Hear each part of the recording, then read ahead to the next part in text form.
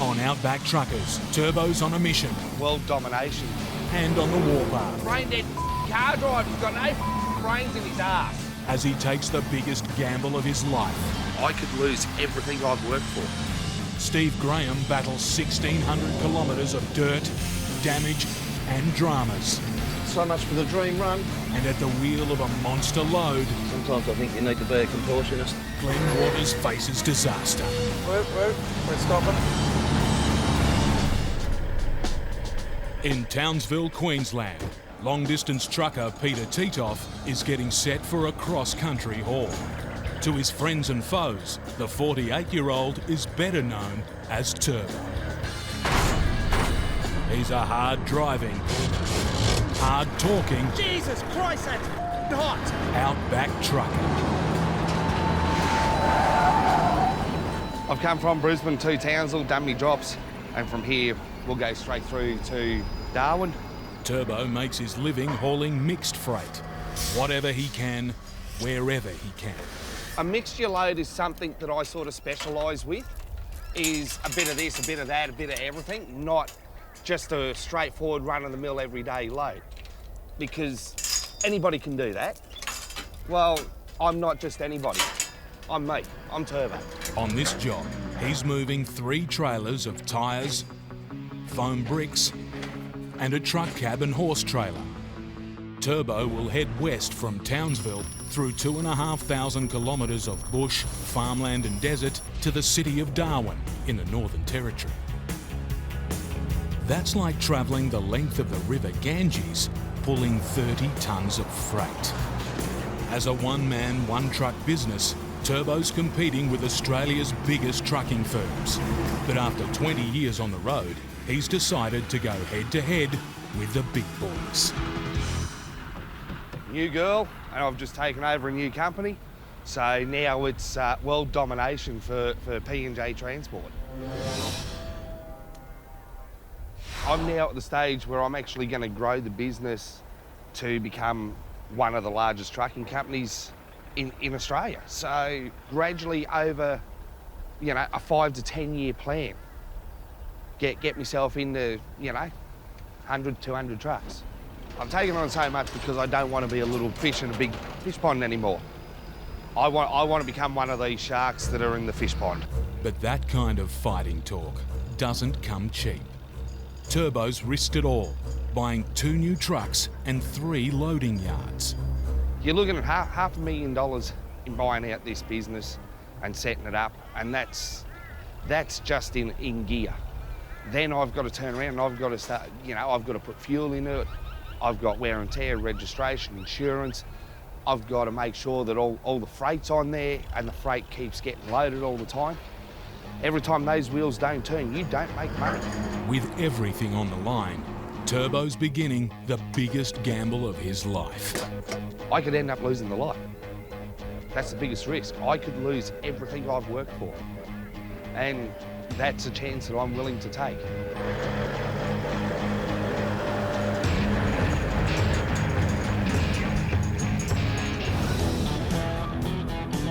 In the remote central town of Alice Springs, trucking veteran Steve Graham is lining up for another run, this time through the dirt-red heart of Australia. Find a piece of the road that I like and we'll wander along. The Outback legend's been riding the country's roughest roads for 40 years. His specialty, getting trucks where trucks don't go.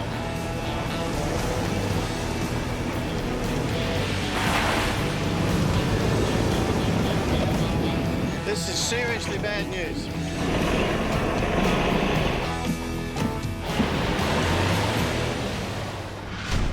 And today, it's another vital run with vital freight. This road train's just come from Perth. It'll go back and take those machines back to Kalgoorlie. They're needed on time. My major concern right now is getting back to link in with other jobs. After this run, Steve has months' worth of jobs lined up, back to back. If he misses this deadline, he risks losing the lot. Business worth thousands of dollars. With the clock ticking, Steve's keen to get loaded and hit the road. Straighten yourself up, Pope. Straighten yourself up. Despite the pressure, Steve's feeling lucky. We're going to have a dream run. This will be new for Outback truckers. We're a dream run. And then again, it is the Outback. We're fair smack in the middle of Australia, so you never know what can happen.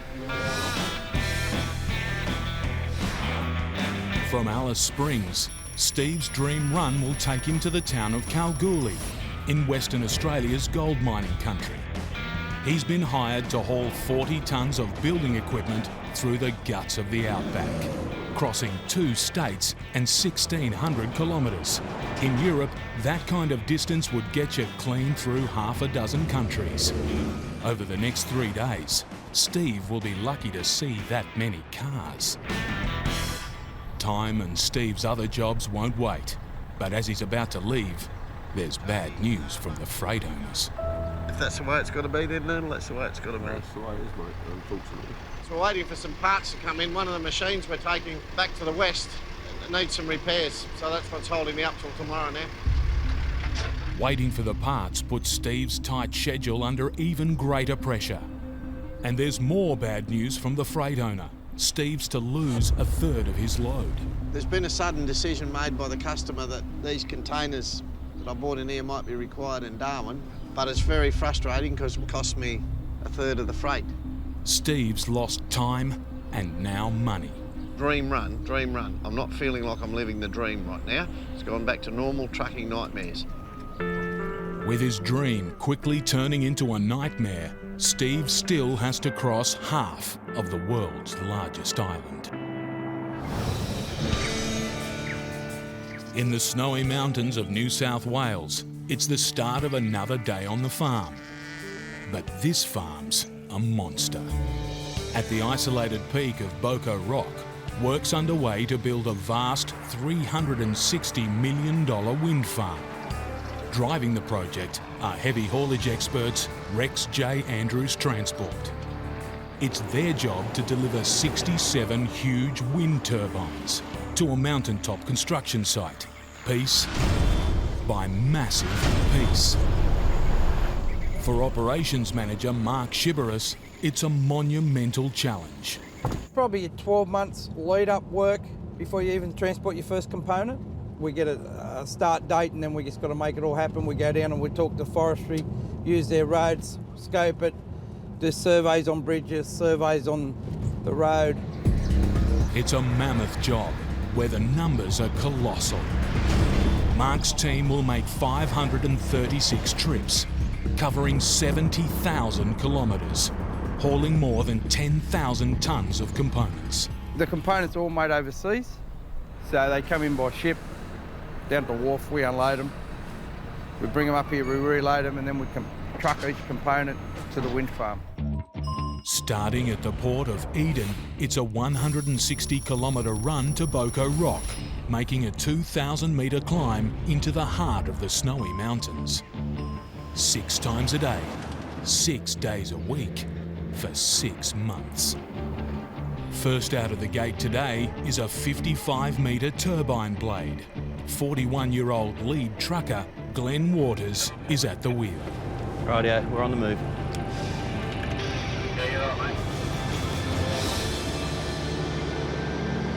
Joining Glenn are 2 pilots and a police escort. It's their job to guide the huge truck through the tight country roads ahead and stop oncoming traffic.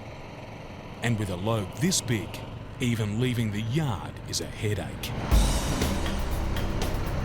Sometimes I think you need to be a contortionist to be able to see as far back on these mirrors. Each blade is made of delicate fiberglass and worth $200,000. Break one and the nearest spare is 15,000 kilometres away. Shipping in replacements would take months, costing millions of dollars in delays. Glenn's safety margin? Centimetres. And it's just the first corner of the day. Hundreds more to come. In Queensland, Turbo's heading to pick up a 3rd trailer of freight. Hopefully I can line it up perfect and one snap, bang, done. With his new business at stake and 2,000 kilometres to go, he needs to hitch up quickly and get moving. Turbo needs luck on his side. Okay, cross fingers, arms, legs, toes, bum hair and nose hair.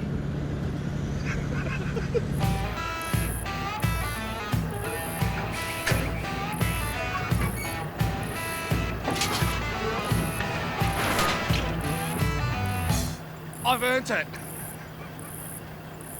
His road train's connected, but there's a problem. The lights on his rear trailer aren't working. Heap of shit lights. Without them, Turbo's going nowhere. Frustrates the shit out of you. With night falling, repairs will have to wait until tomorrow.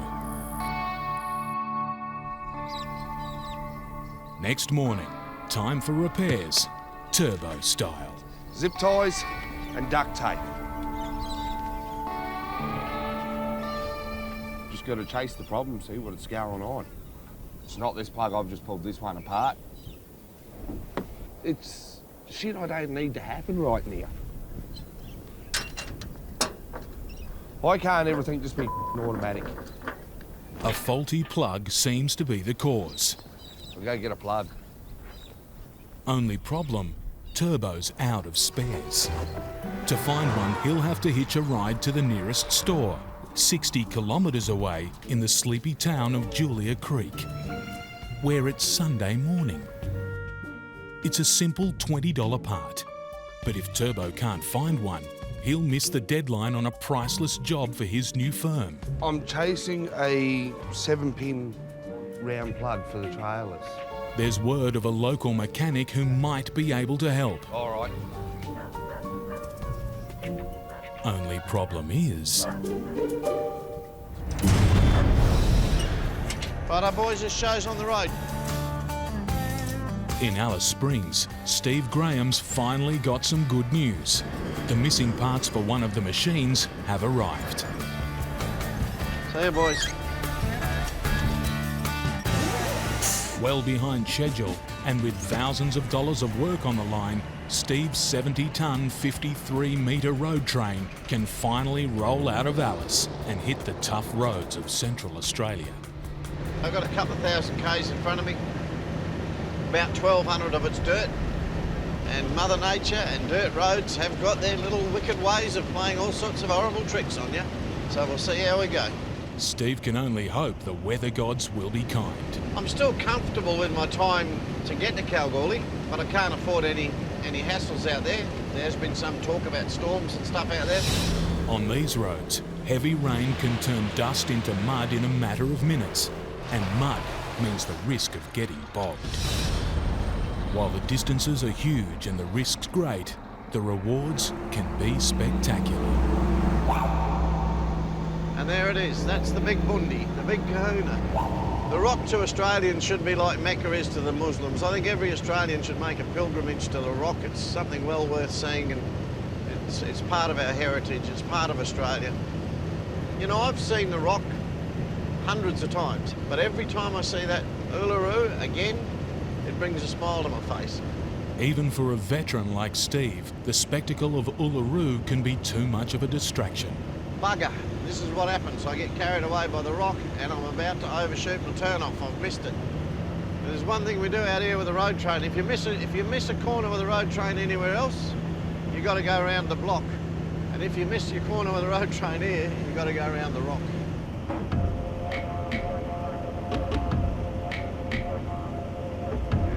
You can see how the local people have their attachment to it and have their spiritual legends involving this place. It's a pretty awesome place. It's a stunning detour, but it's valuable time lost. With an awesome sight behind him, there's a dreaded one ahead. There's 1,200 kilometres of dirt in front of me. And it's the old story. Prepare. Be ready. If you're not prepared, well, your dramas just get bigger. Steve knows all too well what he's about to face. This Docker River Road was absolute nightmare. The corrugations were bloody horrigations. From now on, supplies for Steve and Teeny the dog will be precious. Want a drink? No, I can't waste it. For the next 1,200 kilometres, there's little water, food or fuel. break down out here and to risk your life. In New South Wales, heavy haulage expert Glenn Waters is dealing with his first nail-biting challenge, getting a massive turbine blade out of a loading yard and onto the highway. 50 metres down, 160 kilometres to go. Thanks, guys. At 6 tonnes, each blade is half the weight of a city bus and 4 times as long.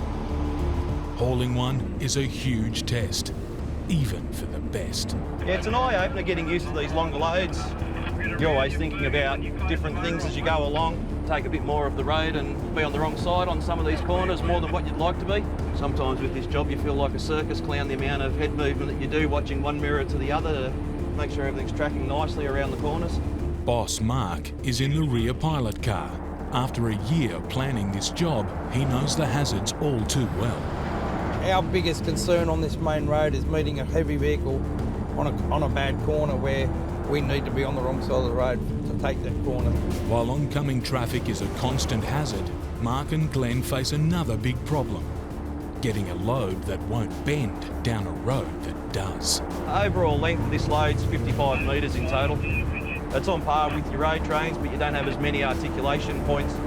In this mountainous region, a series of tight corners lies ahead. Without pivot points, the blade's too big to steer through them.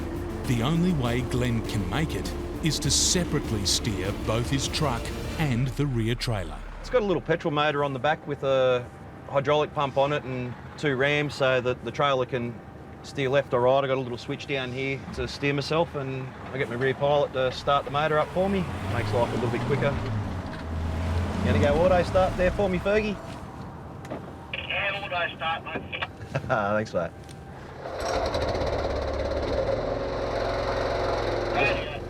Yeah, we're on the move. Down through this section, basically go from one side of the road to the other.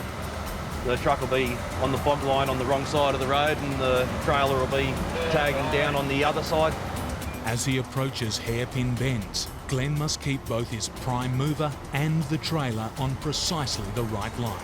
Got the truck on the left, he's over on the right, so he's got to make sure, even though he's got the 3 cars in front of him, he'll be still watching that front of that load, that there's no one trying to sneak past him.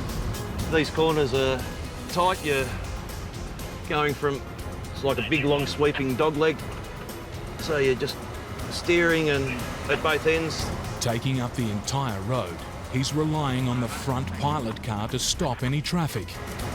Without the steering there, we just physically wouldn't fit around the corner. Make a mistake now, and the entire multi-million-dollar operation could grind to a halt.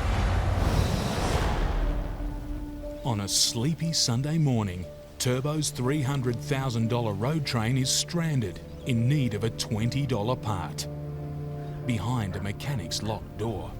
But around the back of the workshop, there's hope. On his day off, the mechanics come in. There you go, mate. Just chasing a plug for a Susie coil. Yeah, I'll have a terrible thing. Yeah? Just go and get it. This is one thing that I love about the little country towns. You know, people will always be there to help. They're the ones. And he's got the answer to Turbo's prayers.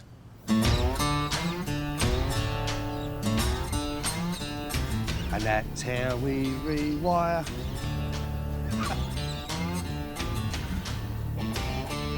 Woohoo, with everyone! I nearly fell ass up then.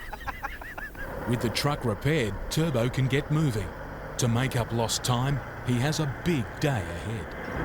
Go Julian Creek to cross to the Curry, from there into Isa and cross over into Northern Territory. Roughly about the 800 to 900 kilometres for the day.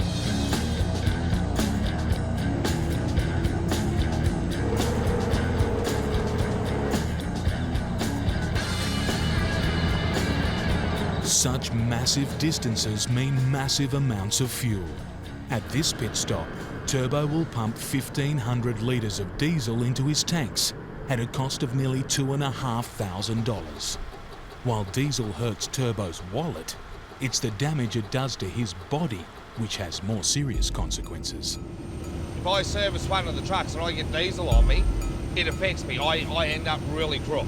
After 20 years driving trucks, constant exposure to the toxic effects of diesel has taken its toll. Diesel, which has seeped through the pores in my skin, which has then gone into my blood system. So I literally have diesel coursing through my veins. Eventually it will screw me up to where I won't be able to drive. It was Turbo's illness that inspired him to build his new business for his and his family's future. Plan is for the company, for everybody all over the world to know us. I'm setting it so my daughter has something, so once she's of age, it's going to be there for her, and it's going to be the biggest thing that she will have left of me.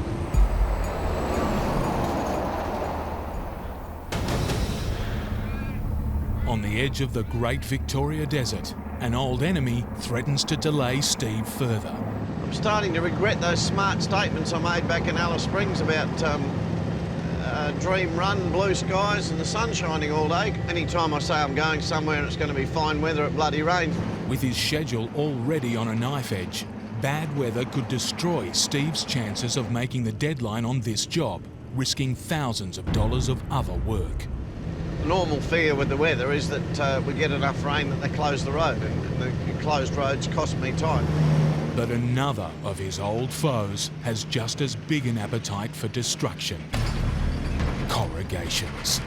These constant ridges turn dirt roads into bone-shaking highways from hell. Every last nut and bolt on the truck takes a beating. Steve must pull up and check his load regularly. Every stop means more time lost, but push on, and he risks damaging his load, his reputation, and the job. I've just got onto the bad corrugations, and it doesn't take long, only a couple of kilometres, and anything that's going to come loose will rattle loose.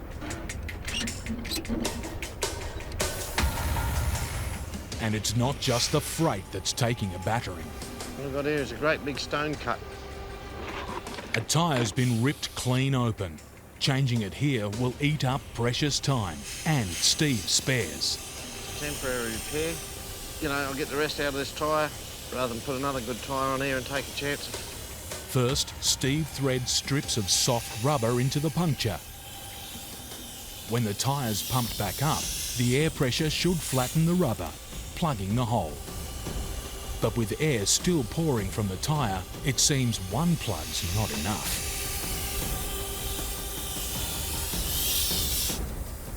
While the tyre's not airtight, Steve's willing to take a gamble. See what I get out of it.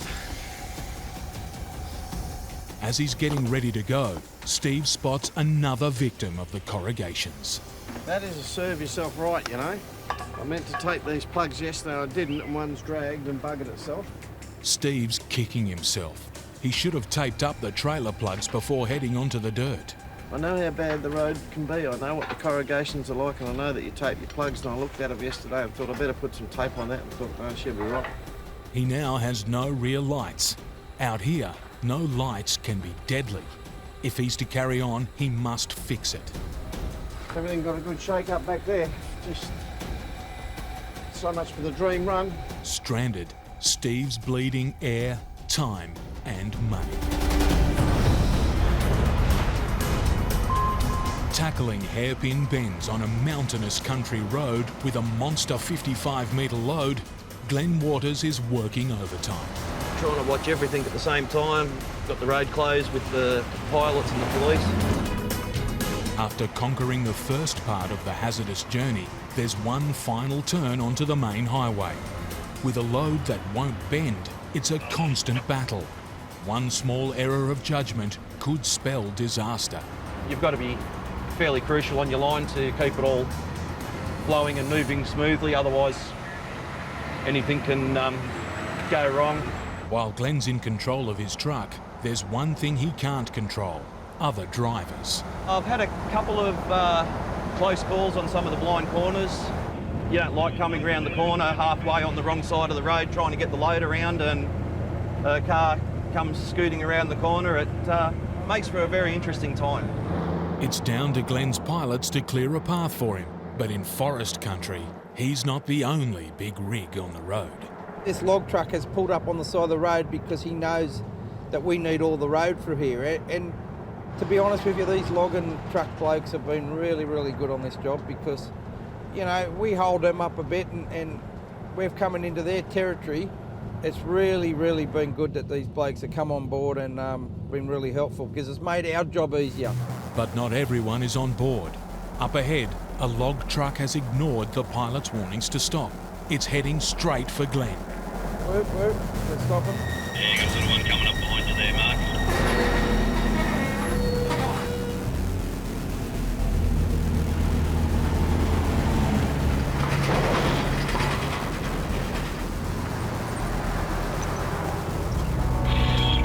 What happened there? I'm not sure. Mark, I'll need you to get them to stop on some of these big sweeping corners because I'm well and truly on their side of the road, please. Just make sure he pulls them up, mate, because that was pretty close. Yeah. It's basically the last leg in the Darwin now. Turbo's crossed into the Northern Territory on his run to Darwin. If he's to make up lost time, he needs clear skies. The only thing that's slightly playing on my mind is the wind factor. And a clear radio. There was a case. Yeah, mate. Was Just put in the GPS, 2,800 something kilometres. there was a Yeah, I case. just had a quick add up and I reckon it was 2660 or something, so yeah. Who gives a shit about your shit? Get used to sitting in a car. Some people, they'll sit here and they'll just talk shit. Absolute just waffle on. You know? Oh, we had bacon and eggs for breakfast this morning, and oh yeah, well dinner that we It's had. taken a while. Bit of rain. Yeah, we can see you up in front. We're sitting on 110. Who gives a Yeah, we're a little bit above that, I think, but it's all good.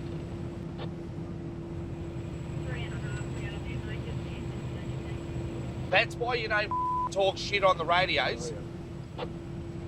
Because there's an oversized load coming, they're talking shit and I couldn't hear them call until she's called it to someone else. You know, I need to know that shit's coming at me.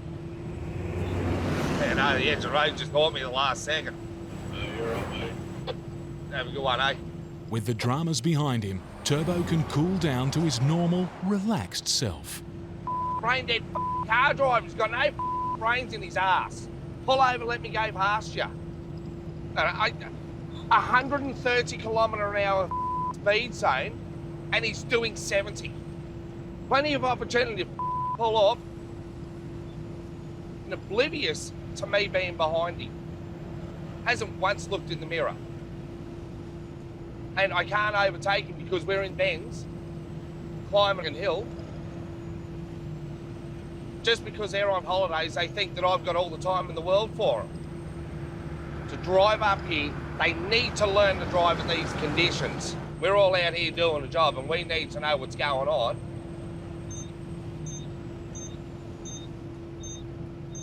What's going on there? It's an engine warning alarm. It could be a sign of serious trouble.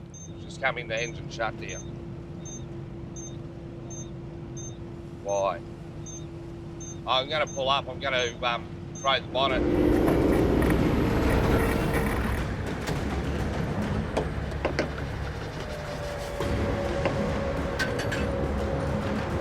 Turbo's had this truck less than a month. To buy it, he's gone deep into the red. If the engine problem is serious, both it and the gamble of a lifetime could be about to blow up in his face. Corrugation shook everything up, though. It's that bloody bad. Steve's 70-ton road train has been brought to a halt by a broken $20 electrical plug. He hopes a spare will do the trick. Fortunately, I've got a plug. If he can't fix it, he'll have to unhook and turn back for Alice Springs, 400 kilometres away. A delay that could cost him this job and several others. Let's see how good we are. And on. Voila. We have lights. While he has lights, he doesn't have time. It's nearly dark. I've only got an hour or two to go. Steve needs to push on as hard as he can on these rough roads before nightfall. It's amazing what corrugations will do. You don't have to be on the corrugations for long for the little bits of drama to start to set in. Drama is not what Steve needs as he hits one of the most infamous roads in Australia. Well, here we are in the west. We're just crossed the border. We're on the Great Central Road now. We've come off the Chukaruru Road onto the Great Central Road. The Great Central Road links the west with the heart of Australia. It's 1,100 kilometres of red dirt track straight through the depths of the Outback. Few truckers dare to make the crossing. Those that do risk life and limb. Some of these cars out here go back as far, model-wise, as the late 40s. Some of them just perished out here for the want of a bit of petrol or a tyre. Suddenly, in the middle of nowhere, the latest victim of the Great Central Road. I'll pull up here and see what's happening. Just metres away, the same model van is an eerie sight. But this broken down tourist is lucky. A rare passing vehicle was able to help. My wife has gone to town to see if she could get a tow truck driver to come and pick me up. With help on its way, Steve can move on. No worries. Thank you very much. We'll leave you to it. Good on you. Yeah. The $800 towing bill will be worth every cent.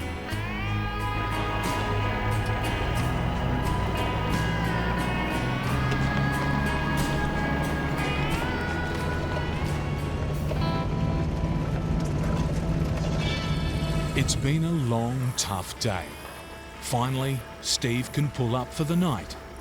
But for Outback truckers, there's no rest until the job's done. Steve wants to head out at first light, and that means changing his leaking tyre now. If you couldn't deal with stuff like this in this business, well, you'd have to get out of it. Stay home with Mum. He's tired and hungry, but the veteran trucker still has some heavy lifting to do. Each wheel weighs 50 kilograms.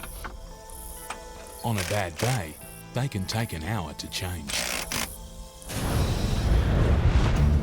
Yep, we're on our way through. After dodging a 100-ton log truck, Glenn Waters is heading towards his next big challenge. Just coming up for a T-intersection to start heading into Bombala itself. We'll be coming around on the wrong side of the road because it's the only possible way to get this load around there. Glenn must get the massive truck through the small rural town of Bombala. Yeah, you got sign duty down at the roundabout too, Mark.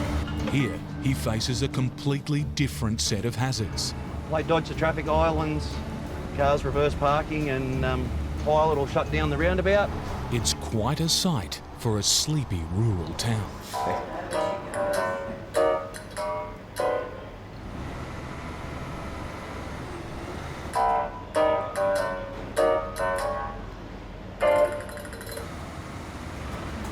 Just start crossing over to the wrong side of the road.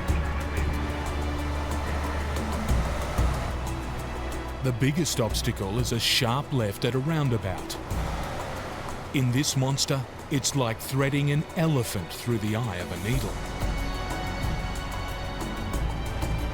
Hit anything here and Glenn risks getting stuck, blocking the main street. While the cab's hard up against the wall of a hotel, 50 metres back, Glenn is locking the rear trailer over as far as it will go. Once again, there's only centimetres between success and failure. Okay, let's get going. Glenn's fought his way out of yet another tight corner.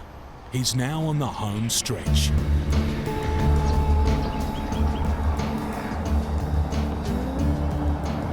And as you can see, the road conditions change here from the highway. We go to the old backtrack pothole road. Finally, after 160 kilometres of total concentration, it's a relief to reach his destination. Glenn's got just one final task left to perform. He needs to turn his truck around so the blade is facing in the right direction to be craned off. Come back. Good coming, mate. It's a difficult manoeuvre and one he's never done before. Hold it. Take it easy, mate.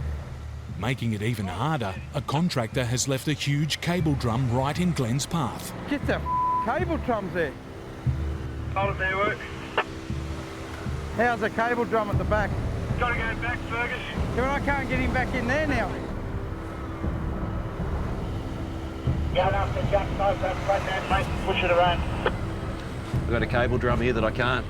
It's very tight. We're right on the edge there. I can't get any more turn out of the prime mover, and we're not going to get it like this. Glenn has no choice but to steer his trailer into a ditch.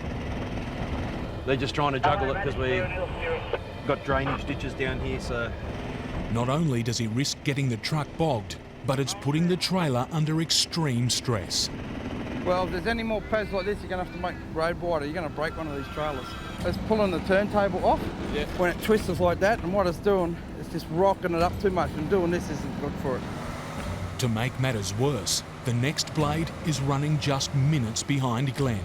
If he can't get clear quickly, the whole job will grind to a standstill.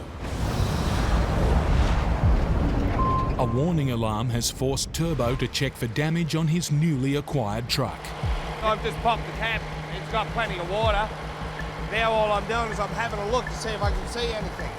Turbo's hoping it's just a minor fault that set off an engine sensor. If he's to make it to Darwin today, he'll have to risk it and push on. It's coming back to being a sensor.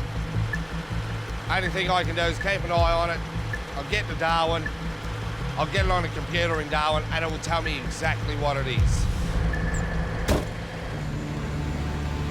If this gamble doesn't pay off, Turbo risks getting stuck in the Outback with a massive tow truck bill to pay.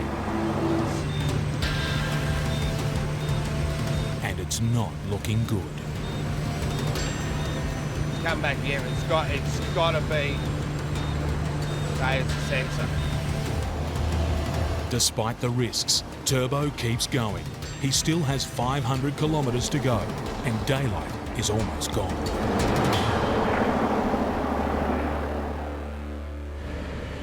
Finally, after 3 hard days on the road, Turbo's made it. Despite his troubles, this trucker's ready for more. 2,500 clicks from Townsville through to Darwin. A couple of little teething problems. You got to expect it. I didn't know how the truck was going to run because this is the first major trip I've put out with it. Best part is one trailer's unloaded, unload the other trailer in the morning, turn around, fully load both trailers again, straight out of Darwin, straight back to Brisbane.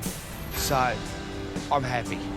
He's passed the first test on the road to building a trucking empire.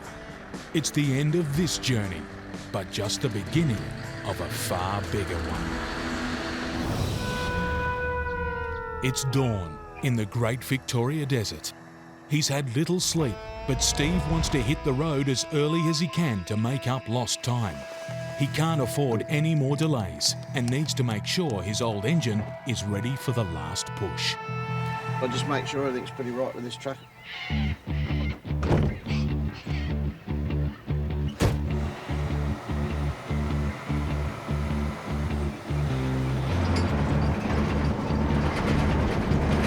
While Steve wants to sprint to the finish line, he still has 300 kilometres of dirt to go. I've got to keep one eye on things because there's little traps just ready to get you at a minute's notice. And it's pretty lonely country out here. And the corrugations are back.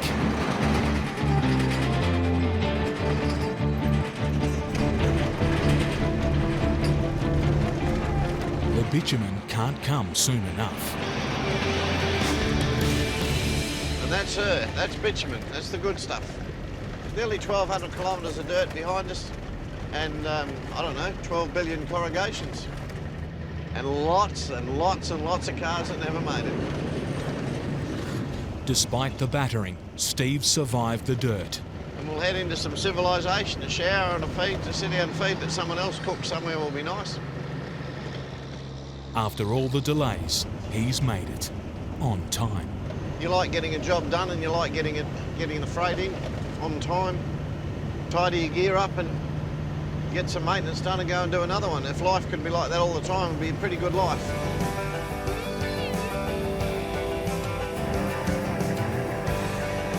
Here we are. On this trip, he needed something special on his side. Maybe it's the luck of the rock. Anyway, I'll go with it. He's delivered this load and kept the other jobs alive. But there's no time to spare. He must load up for the next run and do it all over again.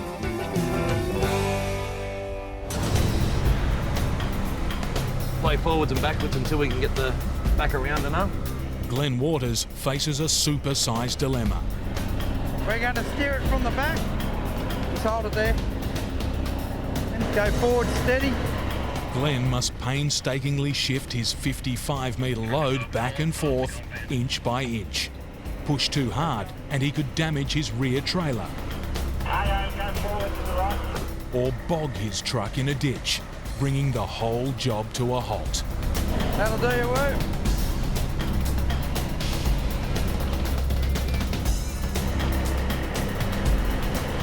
Got about half a metre. Keep going. Start pushing the trailer over to the left.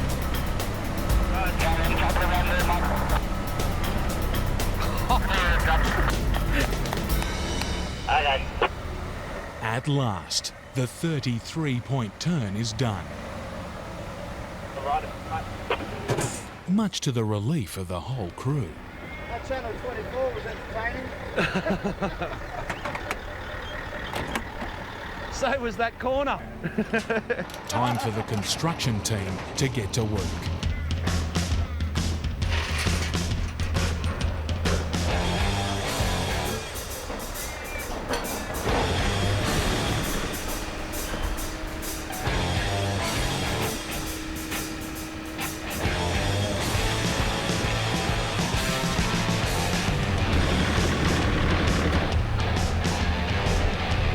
Glenn's job is finally done.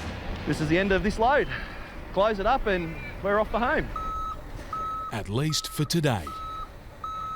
Tomorrow, these trucking heavyweights will do it all again. And we'll just keep rolling every day like we have been for the last 4 or 5 months and just keep a roll on and make sure it all works. Move another turbine. And climb another mountain. To help build the future.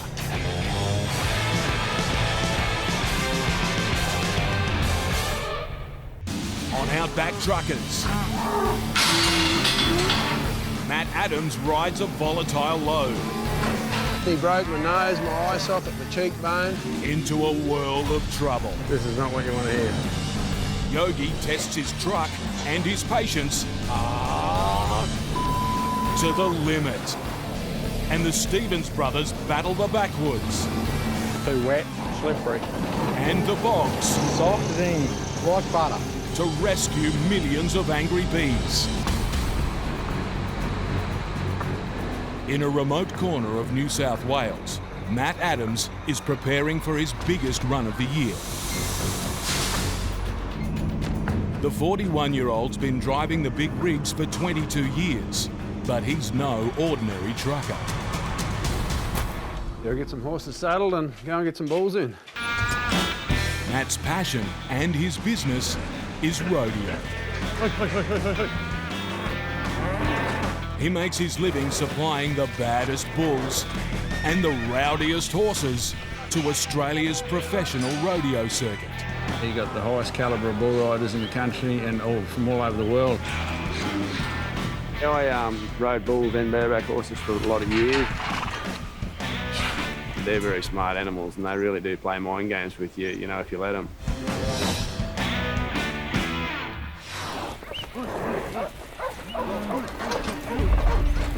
Matt's gearing up for a crucial 8-week job. We're taking the best bulls that we've got here at the moment. Supplying 20 bulls and 40 horses to events in Australia's far north. And a couple of the biggest rodeos of the year. From his farm outside Dubbo, New South Wales, he'll be making a 2,200 kilometre trek to a base camp in Mareeba, Queensland. In Europe, that kind of distance would get you from London to the Mediterranean and back again. To make things tougher, moving livestock is one of the hardest trucking jobs around. Constantly shifting, high maintenance, and with a mind of their own, they're a hazardous load at the best of times. At up to 900 kilos apiece, these prize bulls are dangerous. On or off the truck. I rushed in to shut a gate and he kicked me in the head and he broke my skull in 3 places, my nose, my eye socket, my cheekbone. Yeah, made a pretty good mess of me. You just got to be very careful how you handle them. With 40 tonnes worth of animals to move, Matt will need help from a second truck. Darryl Wright will haul the bulls, while Matt handles the horses. Darryl's been with Matt for just 8 months, but he's been trucking and bucking all his life. When I was younger, I used to rodeo myself, so you know, this is a perfect job for me.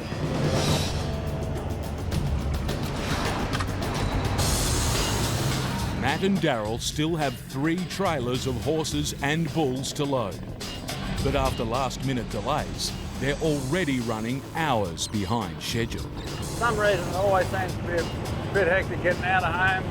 Things you forget or something goes wrong. The biggest rodeos in Australia are depending on Matt. Get off to a bad start, chasing your tail the whole trip. With a huge trek to come, he must reach Mareeba in just 4 days. If his animals aren't ready to rumble, he'll lose out on his most important job of the year. Righto, we're going to get some horses in. Thousands of fans are waiting. Thousands of hard kilometres lie ahead. Deep in the farming belt of Western Australia, Good job, mate, good job. heavy haulage expert Yogi is getting set for a mammoth cross-continental journey. We're going east. If I go west, we'll end up in the water. I'm not going north, it's too hot. South is too cold, so we'll be going east. Yeah, it's an eastbound run for us. Accompanied by his beloved truck PJ, the 37-year-old has a massive trip ahead. From his home in Katanning, Yogi's heading for the town of Wangaratta, near Melbourne in Victoria. A lazy 3,300 kilometre trip. That's enough distance to cross the Atlantic Ocean. On board PJ are 4 tonnes of farming equipment, worth more than $35,000. They're needed on the other side of the country in just 4 days' time. But last time he set out on this voyage, Yogi sailed into stormy waters. Just months ago on the same run, mechanical troubles forced Yogi to abandon PJ. A complete engine rebuild for the 19-year-old truck cost $30,000 and precious time off the road. Righto, mate. We'll be in touch. We'll see you again. Thanks, mate. To help make up the lost cash, Yogi's decided to risk taking PJ on the same run. The mammoth trip is guaranteed to give the old girl another grueling workout. Sucks, but yeah, gotta do it. With just a few last jobs to go, Yogi's almost set. But there's another vital load he has to collect. Rock on. Kids, Jack and Lucy. Have a nice day. Thanks for that.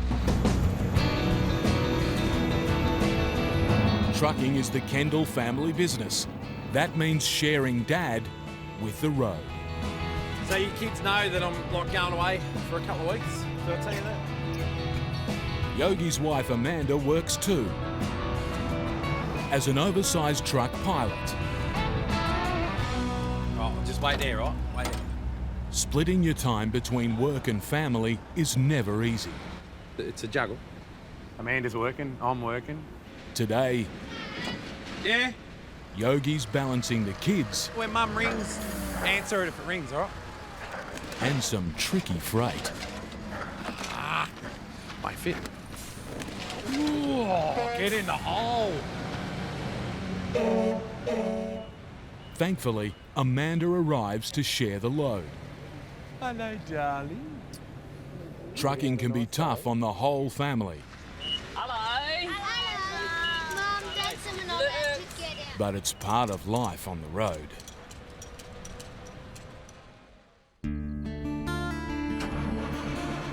Next morning, it's a 6 a.m. start. I hate this stage of going away, you know? We know you got to do it. It's just getting in there and doing it. It's just horrible, you know? Got it. Rattle. For the next 4 days, it's just Yogi, PJ, See ya. and the run that almost broke him.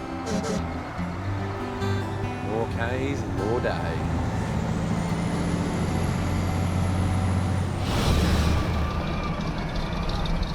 – 5 a.m. on a freezing winter morning in Tasmania. Brothers Ewan and Neil Stevens are about to begin a crucial run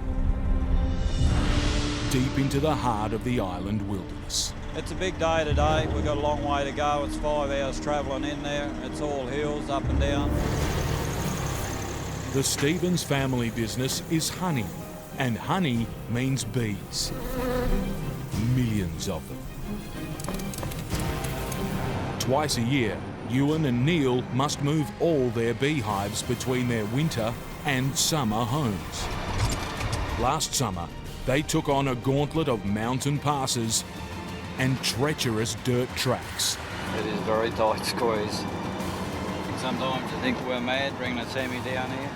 To deliver 300 hives into the heart of a wild forest. Now, winter's biting hard, and the bees' food is running out. Over the next 4 days, the Stevens will brave freezing weather and brutal conditions to bring their bees home. They have to come home now, otherwise they'll virtually starve because they've got no more food left on them. It's a make or break run. If the boys can't rescue the bees in time, the family's century-old honey business will come to a sticky end.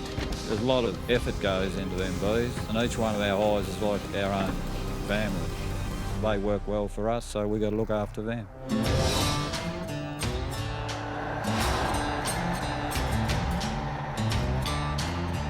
From their factory in Mole Creek, the boys will make a series of trips deep into the heritage forests of Western Tasmania.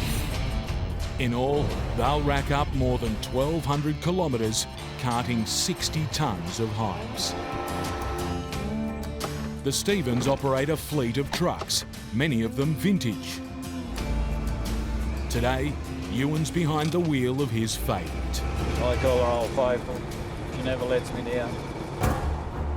Despite her years, Old Faithful won't be taking it easy on this job.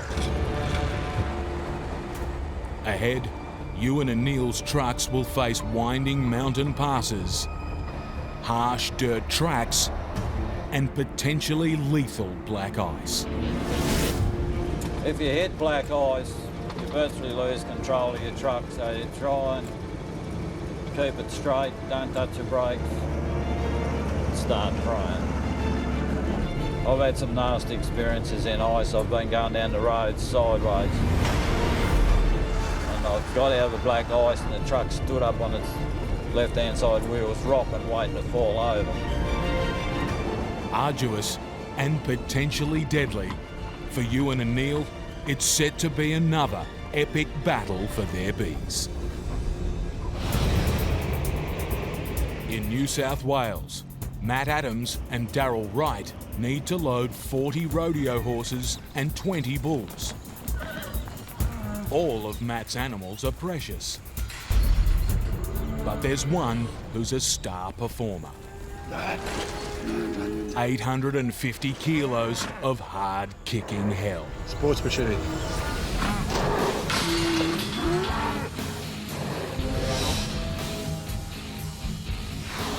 He's a pretty special bull, this bull. He's the star of the show. Yeah, they'll be looking forward to seeing him up there. They'd be very disappointed if I didn't bring him. I'm not happy. While Sports Machine cools his heels, Matt's first job is to load the horses. It's a delicate operation. These horses are prime athletes. If they're spooked, they could bolt, risking serious injury.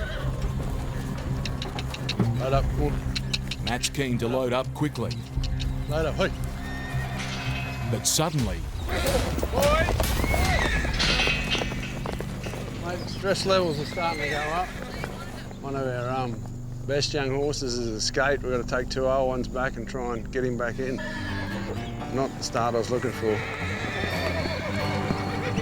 not only have the horses bolted, they've joined another herd, making them harder to catch. Matt will need to round them up, rodeo style.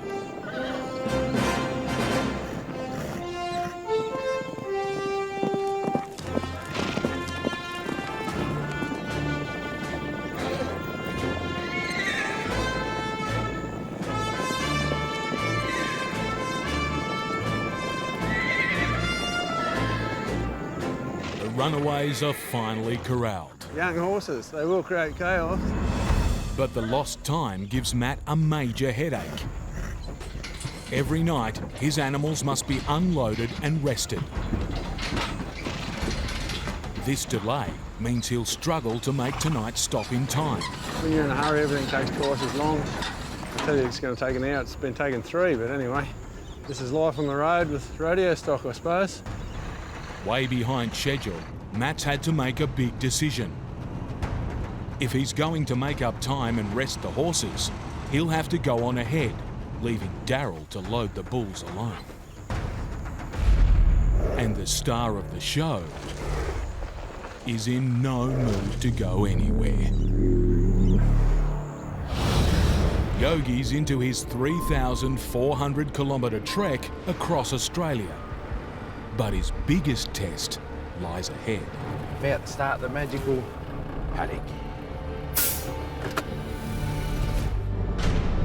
The Nullarbor Plain, or paddock as it's known by truckers, is a huge expanse of outback wilderness. It's twice the size of Portugal, but home to barely a handful of tiny settlements. Out here, temperatures can reach 50 degrees. Breakdown and help can be days away. Before he can put a wheel on the Nullarbor, Yogi must fill up and check that PJ's ready for the challenge. 1,986 kilometres to Adelaide town. To me, this is the start of the trip, I reckon. Could happen. This is where things could go bad, so. While there's a huge challenge ahead, suddenly there's bad news from home. What'd you say?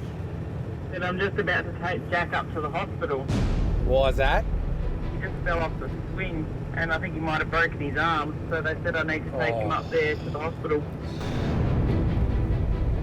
No, he just can't. He can't move it up and down. To make matters worse, daughter Lucy's sick with the flu. Oh crap, I feel for you, hey, jeez. Another nail in the coffin for me not wanting to do this, I tell you, you know, like, yeah. I'll let you know when I know. Oh mate, I love you. Yep, see ya. Right, I see you. Bye.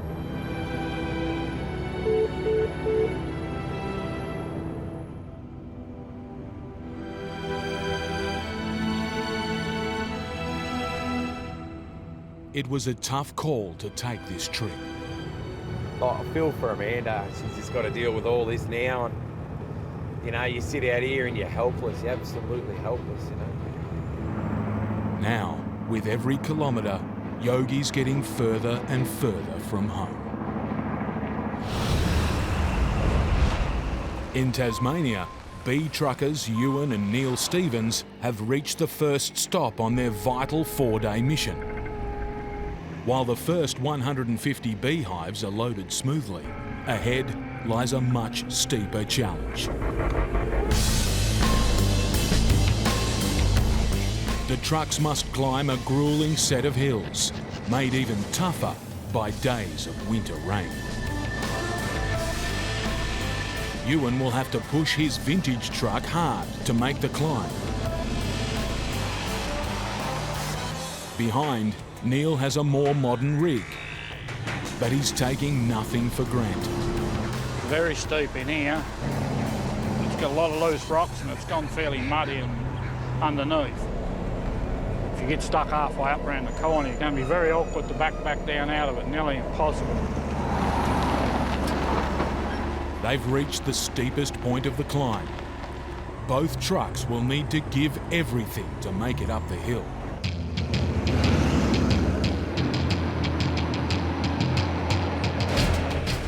While Ewan's almost clear, Neil's in trouble.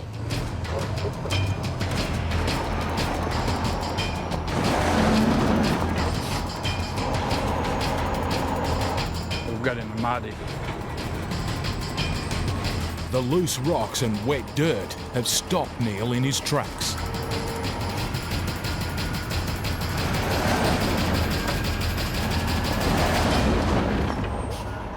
Can't even make it spin. Too wet, slippery, not enough traction. If he spins his wheels, he could dig into the dirt. Neil's stuck fast. His only chance, a 40-year-old truck.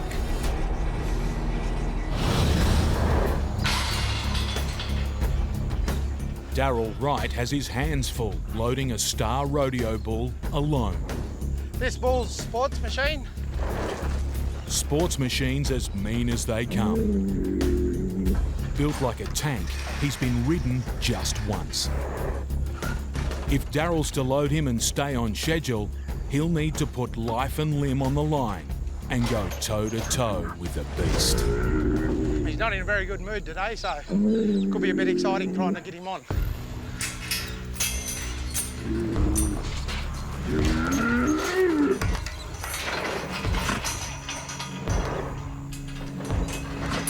Load up, 40. Load up. Load up, 40. A hollow plastic pipe won't hurt Sports Machine, but it's all Darryl has to keep him at bay. Get up, sports machine. Get up. Load up. Get up there. If he slips, it could be his last. Load up. Load up. But no matter what Darryl tries, Get up, 40. Sports Machine refuses to get on the truck. Load up. Get up. With every minute, Darryl's falling further behind Matt. Load up. Load up. He must load up soon, or the whole job will be at risk. Load up. Get up.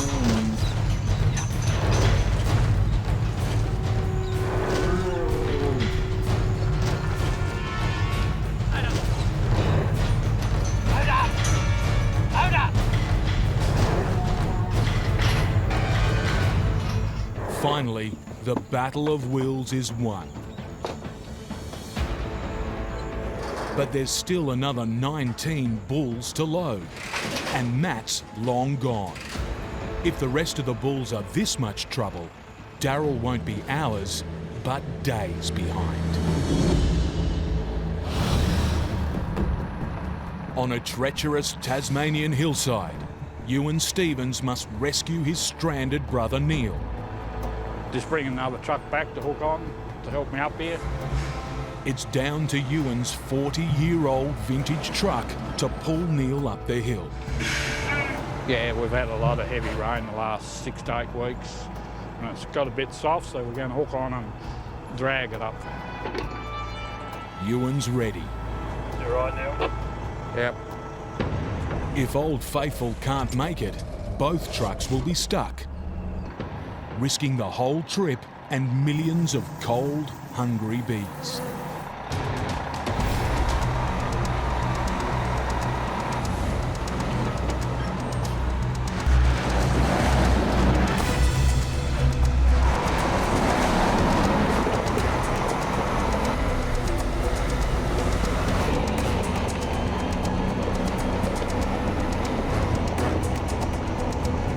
Occasionally a little bit of help does.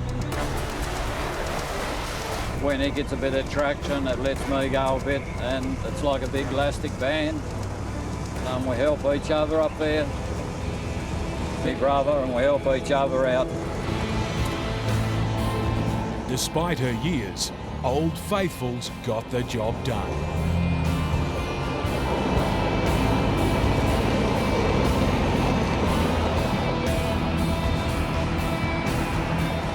Ahead is the loading site, but the delay has cost them. We're running behind time today. Nightfall and freezing conditions are just hours away. If the boys can't get moving quickly, they'll be loading in the pitch black.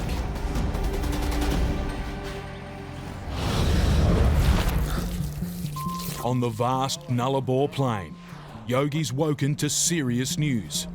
What? A truck has crashed 100 kilometres ahead. Andrews just told me that the highway's blocked at Nullarbor, so... There's only one road through this barren wilderness. If the crash has closed it, Yogi will be stuck there, risking the deadline on a vital job. He has no choice but to carry on. You got to keep pushing it all day. It's a hard job. The pressure's building on Yogi. Adding to his stress, he's also trying to lock down a load for his return journey. But in the Outback, even the basics aren't guaranteed. Why can we not live in the 21st century? And why can we not have phone range? After trying to pick up a signal all morning to check in with a customer, finally... Hello, buddy. How are you, mate? Not bad. Yeah, mate, that big trailer's still sitting there. No, it's not. Isn't it? I'm on the rest of the side. Oh, you're right. Oh, you're right. Yeah, okay. See you, mate. Oh. His return load's been cancelled. I'm back to nothing again. If he can't find a replacement to cover his fuel costs, Yogi will be thousands of dollars out of pocket. I want to lock something in by tomorrow. It's turning into a nightmare trip. But then, a radio call suddenly puts all Yogi's troubles into perspective. Oh, no. Yeah, right. It's the crash he heard about this morning. It was fatal. Unfortunately, the caravan done a U-turn in front of the truck, not realising there's a loaded road train behind them, and you're not going to pull up 84 tonne of road train. By the time Yogi reaches the scene, the road is clear and the truck involved is being towed away. But just ahead, there's still a sign of where the caravan owner lost their life. Not cool. Fatality out here. That's a horrible way to go. Caravans can often be a hazard on narrow, remote outback roads. Yogi knows at first hand how dangerous they can be. It's happened to me once. Just went straight across in front of me, and I had nowhere to go. I don't know how I missed the back of their caravan. it still sends shivers down my spine this day, and that would have happened maybe 12 years ago. And that's exactly what happened there last night.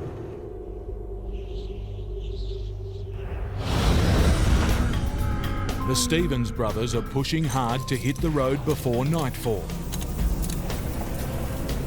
But the bumpy ride is making Ewan's passengers grumpy. I reckon you'd get annoyed if I picked your house up and moved it too, wouldn't you? And angry bees means bee stings. Lots of them. I'll be getting pretty lively. Today, the boys can expect to be stung up to 20 times.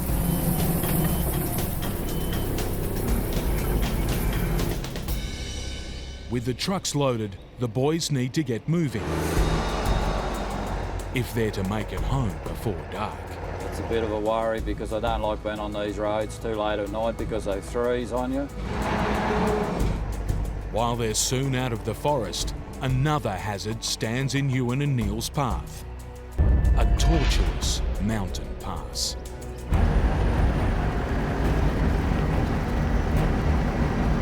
"99 corners in a mile and a half. It's all windy corners. There is no straight bits on it. It's quite steep in places.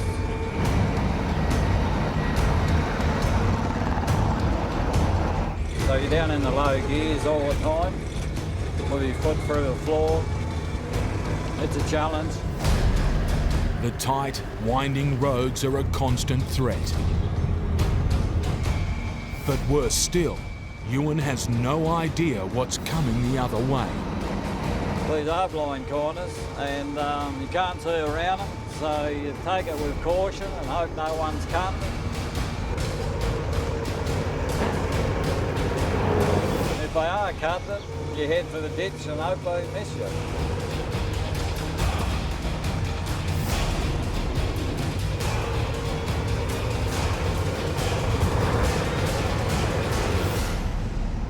Finally, the mountains are behind them.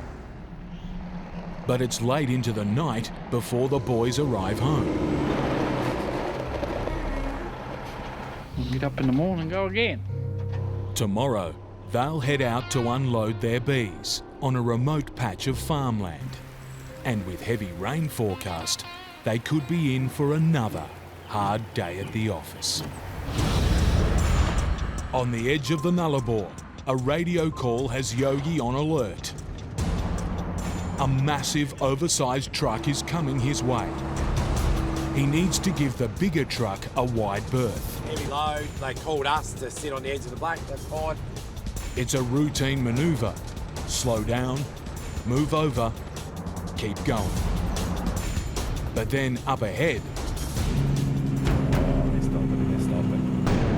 a caravan suddenly pulls up off the highway.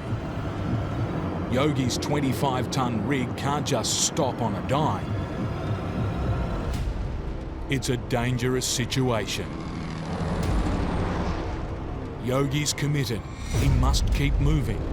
But if the caravan pulls back out, Yogi's got nowhere to go.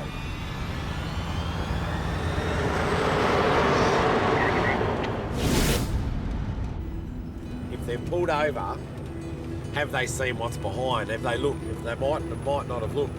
So if I go past and they come out, they're going to run straight into me without looking. After what we've seen out there in the Nullarbor the other day, you just don't know. People are a little bit unpredictable. It was bad, but it was, the end result was a good result. With the Nullarbor behind him, Yogi can push into South Australia. So far, PJ's taken the trip in her stride. But just ahead is a painful landmark. The garage where Yogi had to abandon his beloved truck with major mechanical troubles.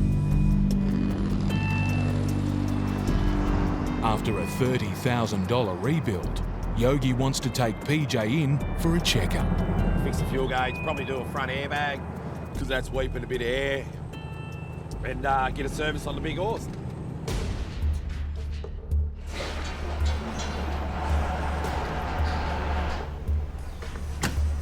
Righto. Just like last time, Yogi must stand and watch while the mechanics pore over his livelihood. The job's taking longer than expected. I hope they just don't look at it and go, yeah, by the way, bud. This run was supposed to help pay for PJ's repairs. Another hefty bill, and Yogi will be worse off than when he started. Darryl Wright is racing to load another 19 temperamental bulls. The horses I could work all day, but yeah, the bulls are quite scary. They'll attack you, and most of them will attack. So yeah, this is the dangerous part when you've got to actually go into a confined area with them. Come on, King's Cross. Get out of it, Inferno. With the sun setting fast, Darryl needs to load quickly. Get up! Get up! Put a foot wrong, and it could be deadly.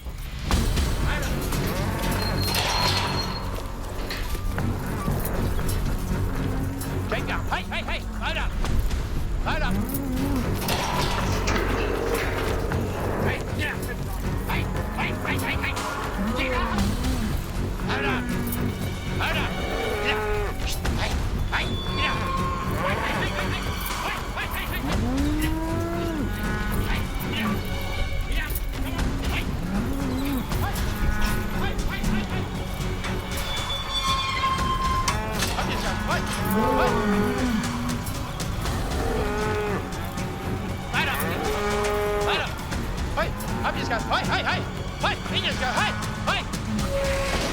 By now, Darryl should be at his overnight stop. That's good, that's the last one on. Now it's time to make up some time and try and catch the road train. But with 400 kilometres still to go, it's time to face facts. There's no chance of us making it before dark tonight, though. Yogi's waiting to discover the fate of his beloved truck PJ. If it's bad news, his cross-country marathon could be over. A little bit nervous. Fingers crossed. Fingers crossed.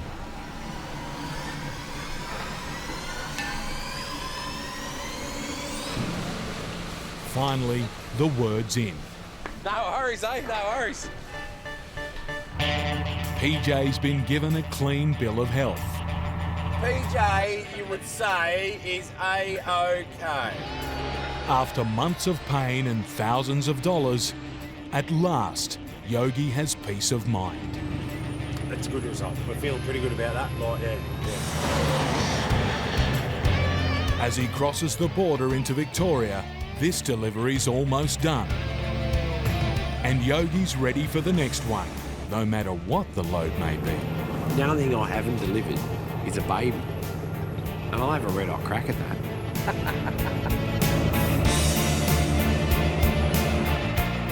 Oh, we're here. 5 fives. But at the offload, there's a problem. A length of hose has got trapped underneath this $30,000 machine. Struggling to get in there between the pallet and the board. If it's not lifted off correctly, it could get damaged, ruining 4 days of hard work. His reputation's on the line. We've just dragged it 3,500 kilometres. I don't really need a hose damage. Out. Don't go anymore.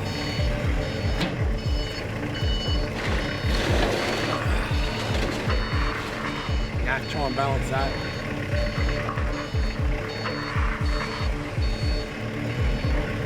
Yep, you're good. Finally, it's the end of Yogi and PJ's marathon run. We got it done. I'm happy. They've crossed the continent and dealt with every obstacle on and off the road. It's been a big 4 days, really, hasn't it? Yeah. With another trip over, he can check in with the family back home. What's going on, kids? And he's got some good news. I got a load. Yeah, it's a guaranteed hit. And some bad news. But it's to Newman.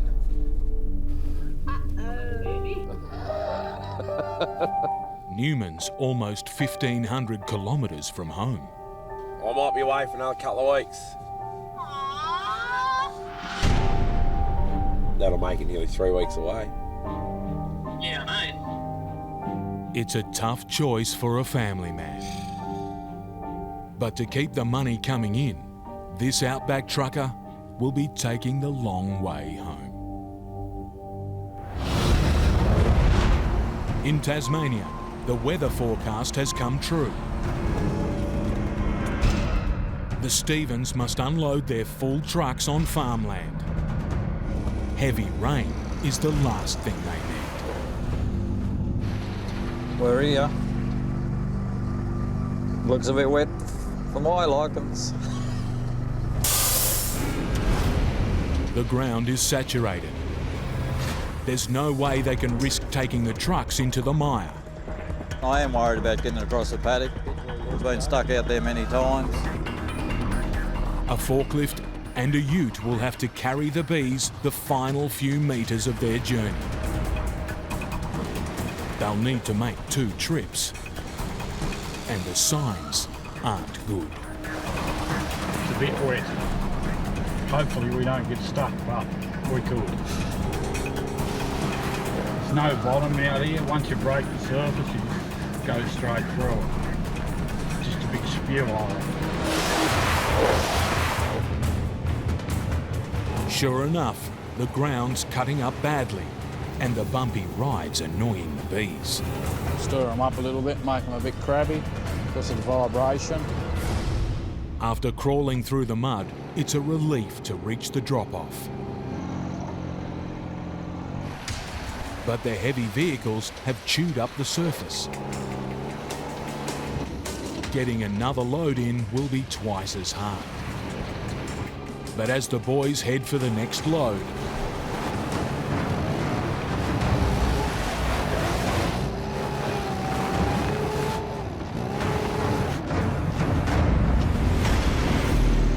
I'm stuck. Soft as anything, like butter. I locked the 3 wheels up, but didn't make no difference, so... getting a tow from the ute is Ewan's only hope. Fail now, and the whole operation will grind to a halt. Get away from that rope, Josh. If it snaps, it'll go and kill you.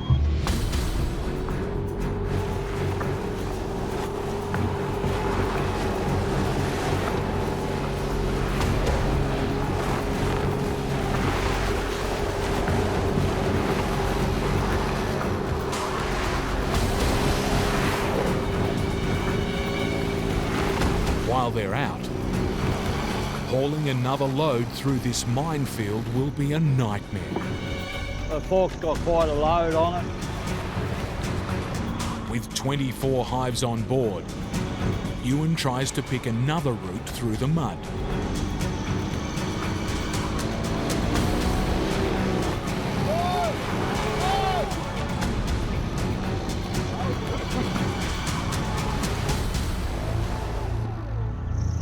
He's stuck fast. We're bogged again. Go. And this time, the ute and the whole team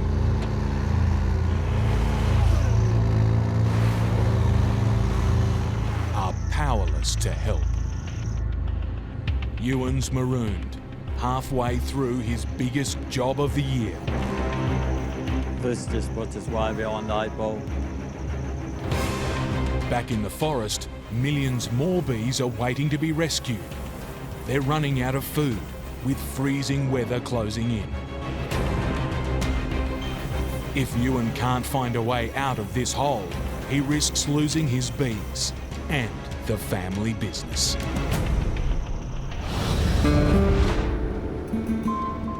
Nightfall. By now, Matt Adams should have been unloading his horses. But after countless delays, he's still to reach his overnight stop. And to top it all, he has a new problem. The lights on his rear trailer aren't working. Oh, joy.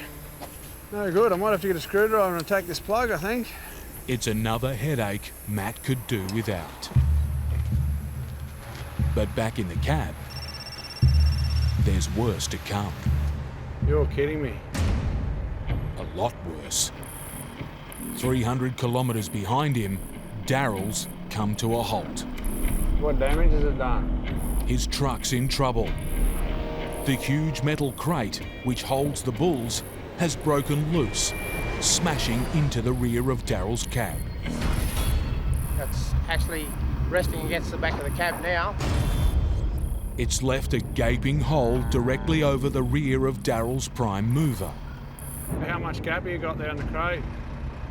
4 foot. It's big enough for a bull to escape through. Because the crate slid that far forward. This is not what you want to hear. Daryl's worst nightmare is about to become a reality. Bulls out! Hey, hey, hey! Hey! It's Sports Machine. The whole job and Matt's livelihood rest in Daryl's hands. The 10 years of doing this trip, I've never had anything like this happen. He's alone, in the dark, I don't want to get too close. trying to find an angry 850-kilo bull that could disappear into the night or charge him at any minute. For Matt and Daryl, this is as bad as it gets. Hey, hey, hey! On Outback Truckers, rustling up a wild load, Matt Adams hits his roughest ride ever. So most of the time I can't see the road. Carrying precious freight, Whoa, whoa, whoa, whoa, whoa. Macca McCready sails into trouble. We've lost the strap. And in dense forest, the Stevens brothers battle the backwoods and bogs to rescue their bees. It's a bloody nightmare in here. Bulls out! Hey, hey, hey! Hey! On a remote track in rural New South Wales, Daryl Wright's in deep trouble. There's a bull out! Round this side! An 850-kilo rodeo bull has escaped from his badly damaged truck. 40. Hey! Hey, hey, hey! It's his boss, Matt Adams' star performer, Sports Machine. It's bad enough being any bull, but it's even worse being Sports Machine. He's one of Matt's best bulls. This is not what you want to hear.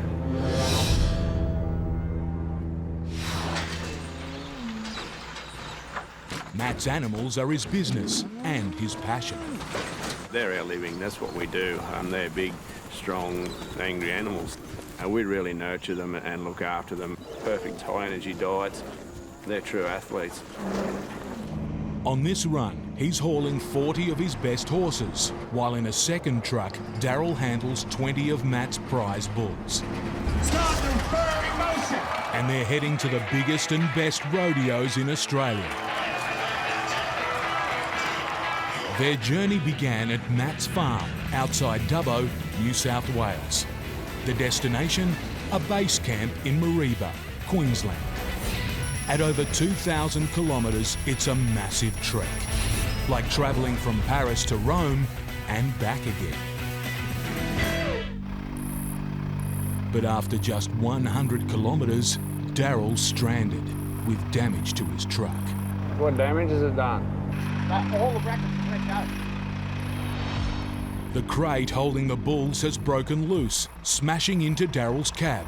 The brackets that hold the crate on have let go, allowing the crate to slide forward. To make matters worse, a gap's opened up, allowing Star Bull's Sports Machine to escape.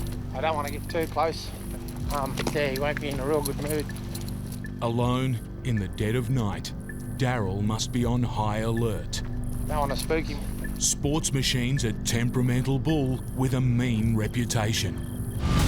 In his 4-year career, he's beaten and bruised over 100 riders. At last, help is at hand. Just where that red light is there? Yeah. A passing farmer shows Daryl the way to a nearby paddock. The plan is to herd the runaway bull into it. But first, Daryl has to find him. We've spotted the bull now. He's here in the trees. Load up. Walk up. Hey, guys, boys. Hey. While Daryl has Sports Machine in his sights, Hey. Up you guys, boys. Hey, hey, hey. Hey. suddenly, Hey. back at his truck, There's a bull out, round this side. another bull has broken out. Daryl's in double trouble. 700 metres up there on the left. If he can't get the bulls back on the truck quickly, he risks missing a job worth $60,000. But if he loses Sports Machine, he'll lose a bull that Mac regards as priceless. On the island wilderness of Tasmania,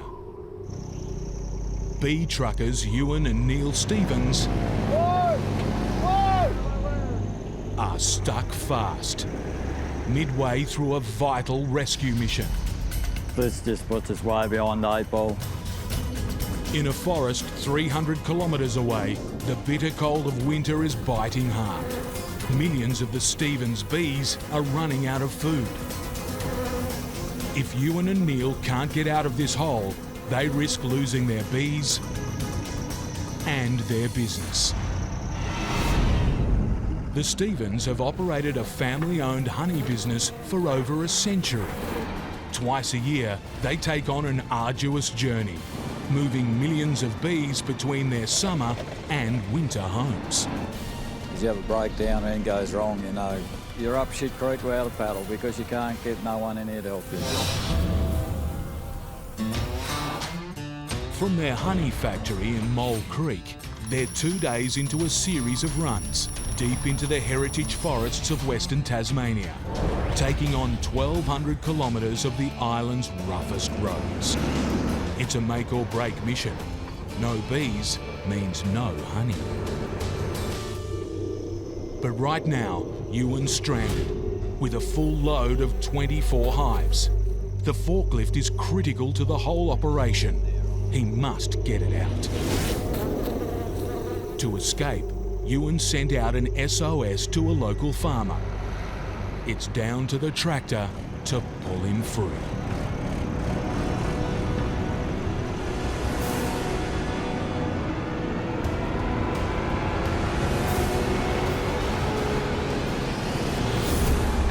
The front wheels are out, but the rear wheels jammed sideways. The whole forklift's tilting dangerously at an angle. With a top-heavy load, it won't take much to tip it over. Unhook it, Josh. You have to go out there. Otherwise, it'll just swing over and tip her over. They need to get the angle of the pull just right, or risk losing the hives and thousands of bees. Oh, does it go everywhere, smash them to pieces? Well, I would get hurt too. Time for one more try.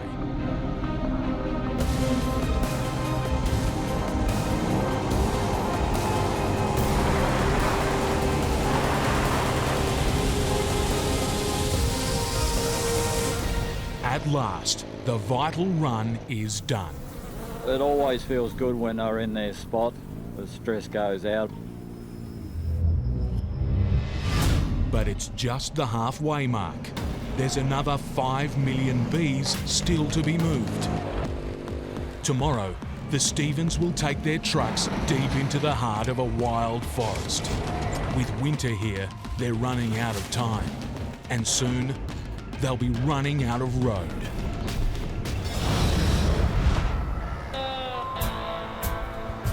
In the coastal town of Mooloolaba, Queensland, Macca McCready is dealing with some seriously delicate freight. It's so easy to damage a hull. Put load where load's not designed to go, and before you know it, you've got a major catastrophe on your hands. Macca's been driving trucks for 30 years. The 52-year-old's speciality is moving expensive yachts from coast to coast. The hard way. Over the next 7 days, he's heading from Mooloolaba across the length of the continent to the port of Fremantle in Western Australia. At almost 4,500 kilometres, that's further than London to the North Pole.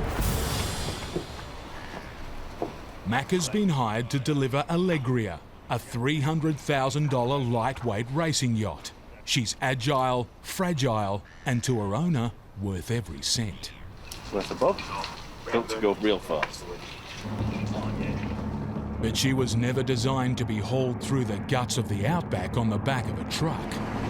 One loose stone, pothole, or one slip at the wheel is all it takes to turn this into this, as other boat truckers have discovered. It's a huge responsibility, and Macca's first job is to get one boat off his truck and Allegria on. Okay, whenever you're ready, mate, it's looking good. Lifting a yacht is always stressful. I don't like this bit. Under here, I don't like this. But Macca's supervised hundreds of lifts before. Can you walk her forward, Mick, about 300? It should be straightforward. Okay, take her up. But suddenly,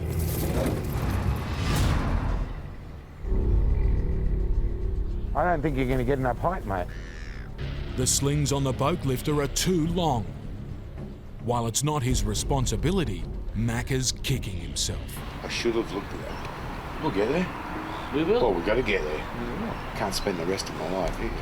Macca needs to unload this boat today, or he'll start his next run a full day behind schedule. So what we're going to do is we're going to just lower back straight down, mate. To shorten the slings, they'll have to lower the boat back down. Just lower it down. Keep it going, mate. But it must be put back in precisely the same position. If not, the stress on her hull could puncture it. Got to go over that way, mate. If you can get her that way. Whoa, whoa, whoa, whoa, whoa. The lift's going from bad Hold it. to worse. No, it's not sitting level. The 13-ton boat is leaning dangerously to one side. No, don't do that. He has a continent to cross, and Macca hasn't even left the yard. Whoa, whoa, whoa, whoa. But already his freight and his reputation hang in the balance. Right now, this shouldn't be happening. There's a bull out! Round this side! Darryl Wright is fighting to keep a crisis from turning into a full-blown disaster. A second rodeo bull has escaped. Boss Matt Adams' family business is at stake. His wife Rachel has raced from home to join the hunt.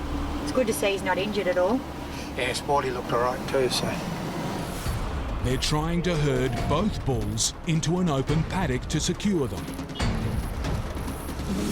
There it is. 700 metres up there on the left.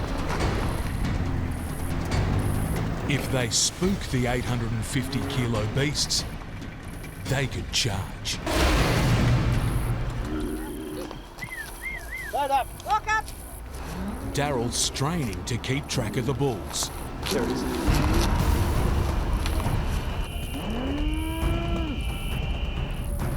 If one charges at him now, he'll never see it coming.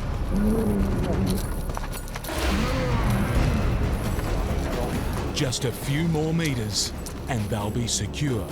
Up you go, Sporty. Hey.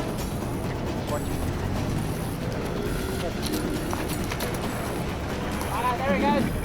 Finally, He's in. everyone's safe. Now the race is on to catch up with Matt and make the rodeo. In Tasmania, it's a 5 a.m. start for the Stevens brothers. They're heading deep into forest country to pick up another load of precious beehives. The dense wilderness is so remote, there's only one way in and out: by train. Ewan and Neil must load 14 tonnes worth of trucks onto 2 specially built rail carriages. The trick is, these carriages are exactly the same width as their trucks. The main thing here is get your trucks on nice and straight, otherwise you'll clip the bridge with the trucks up further. Line them up and get them on there perfectly. The slightest mistake could see the 2 trucks and the whole job come crashing down.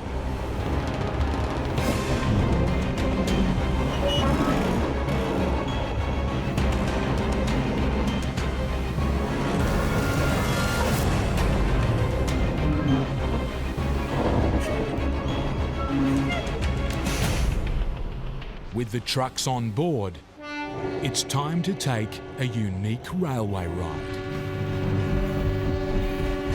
For 17 years, the boys have ridden this same narrow, winding path.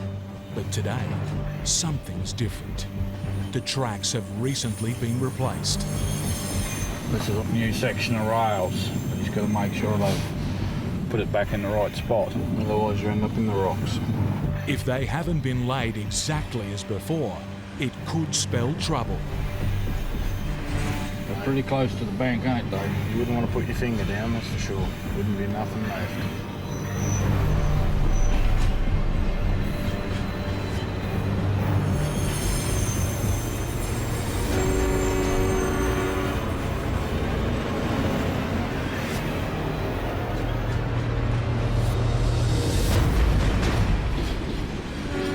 After a nail-biting run, it's time once again to swap rail for road. While Neil's safely off, Ewan's 40-year-old vintage truck won't be so easy. His nephew Josh must help him out. Fuel tank on this truck actually hits on the ramp, so I've got to get this board in the right spot to lift the front wheel up enough to clear the fuel tank. Ewan's truck runs on petrol, not diesel. Get this wrong, and his tank could rupture, spilling flammable fuel everywhere.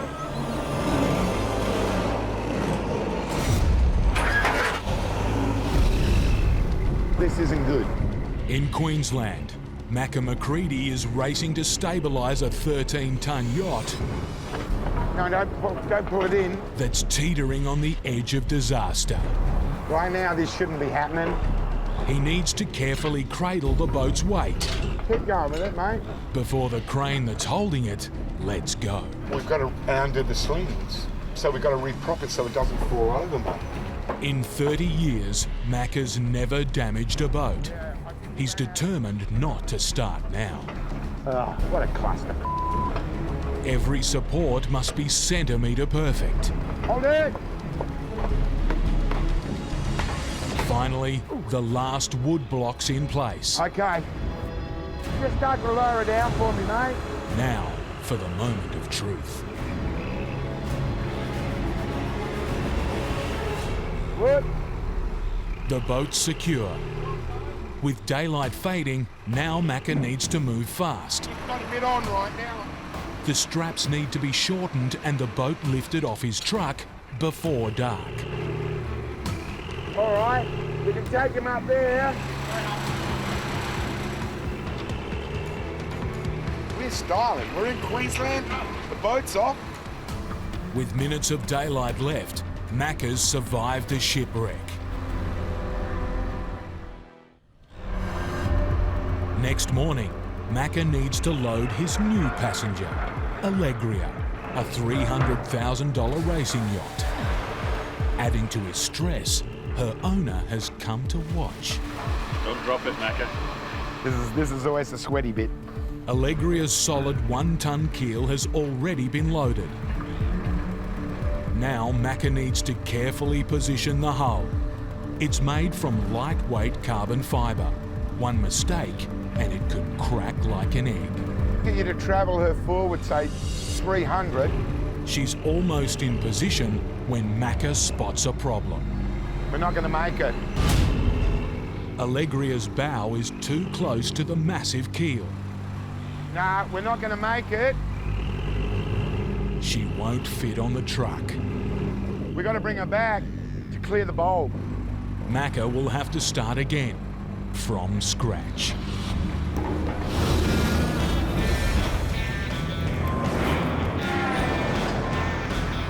After a nightmare start, rodeo truckers Matt and Daryl are finally riding together. Daryl's truck is fixed and the bulls are safely back on board.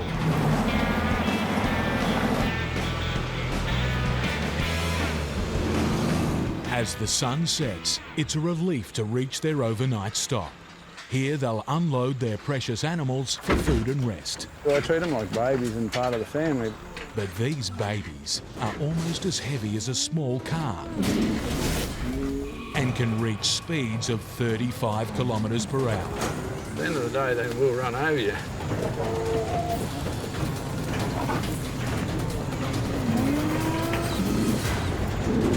While the bulls are fearsome, the horses are easily spooked and even quicker. One slip could be fatal. Whoa. Whoa.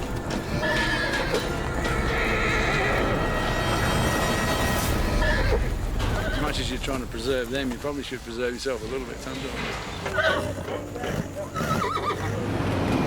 Next day, Matt needs to be on his toes again for another serious challenge.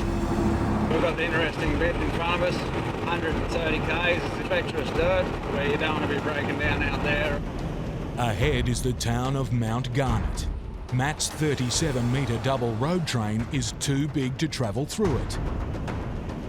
He'll have to take an alternative route, a barren 130-kilometre stretch of dirt road.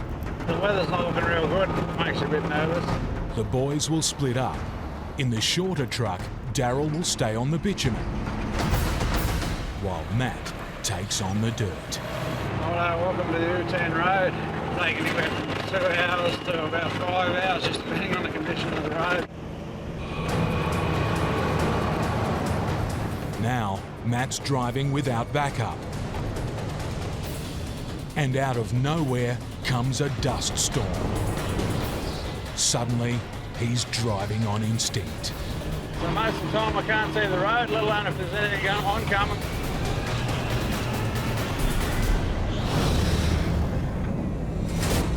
Ewan Stevens has hit serious trouble.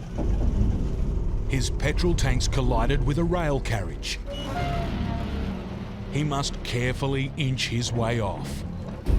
Get it wrong, and the fuel tank could rupture.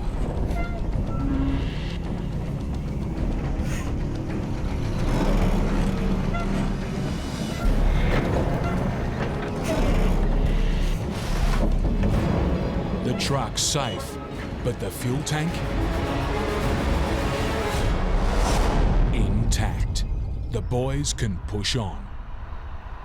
The next pickup of 260 hives is located at the top of a steep forest trail.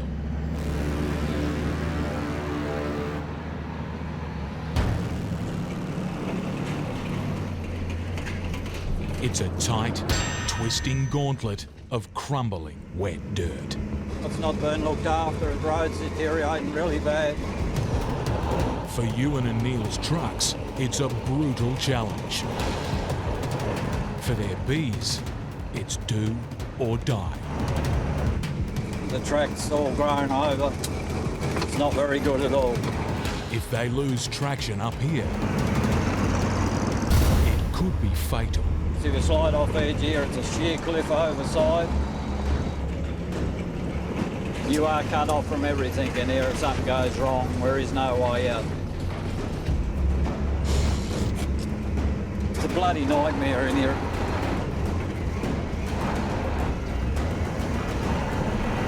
It's too steep. I'm losing traction.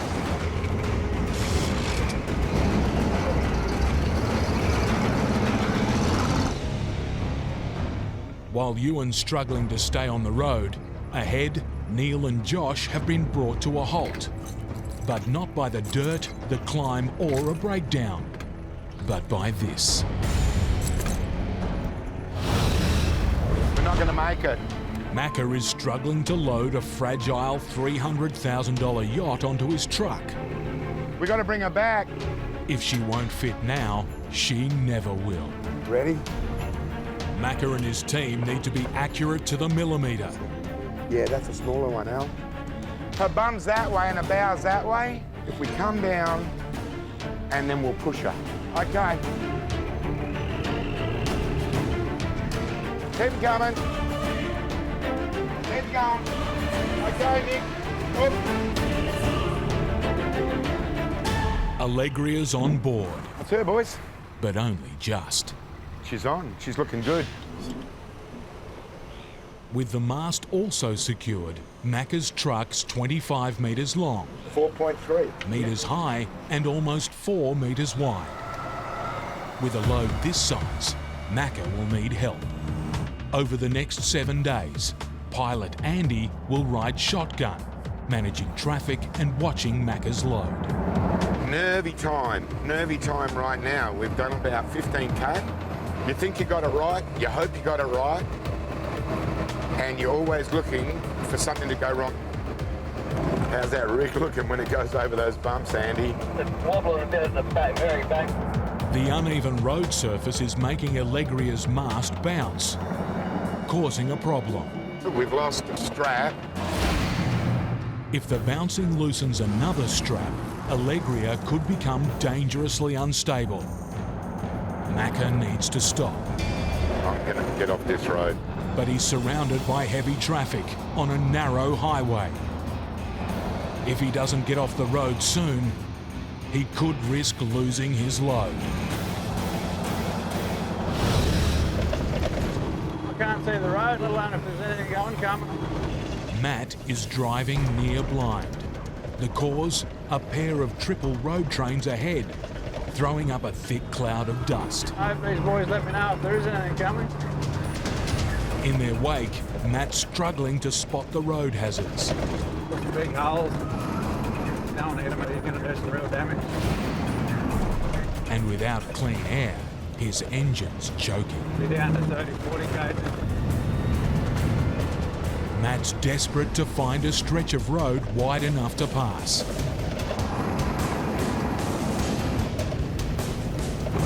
Well, we'll let you go there if you like, that might be better. Yeah, roger that. No, that'll be good. Too bad. Cheers, boys. Take it easy, eh? Finally, Matt has a clear view. It's vital, as these roads take their toll on mind and body. To tackle this sort of road at the end of the day, I mean, it's bad enough when you're fresh. It's not like driving up the freeway. You're watching all the time. One little mistake out here will cost you.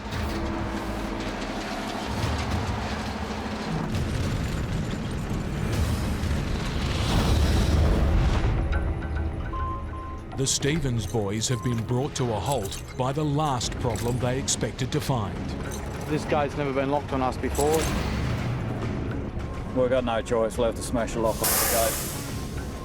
I've got to get in here, there's no way out.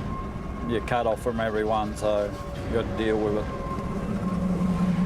As Ewan prepares to smash the lock, there's a surprise in store in the glove box of their borrowed four-wheel drive.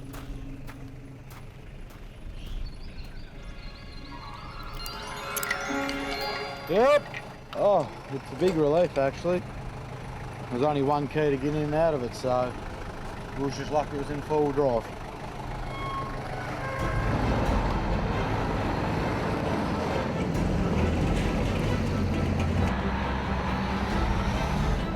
At last, the boys have made it to their hives.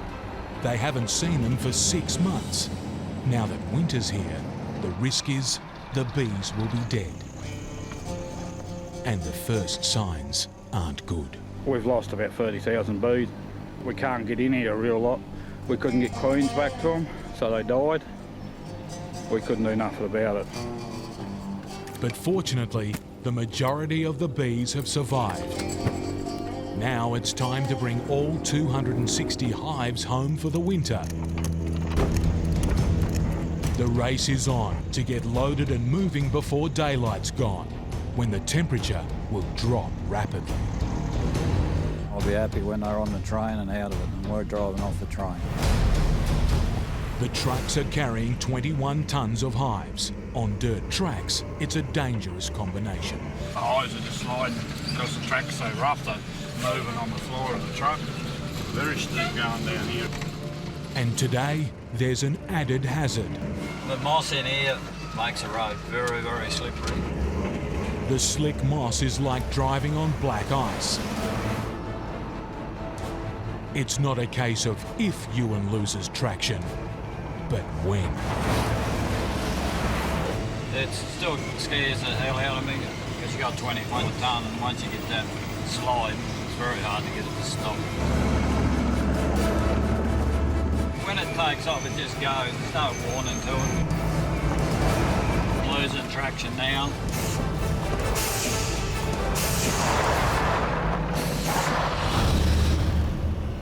Macca urgently needs to deal with a loose strap before a simple problem turns critical. I'm going to get off this road, mate, and do that strap. Okay, mate. But the highway's still too tight and too busy to pull up his oversized load.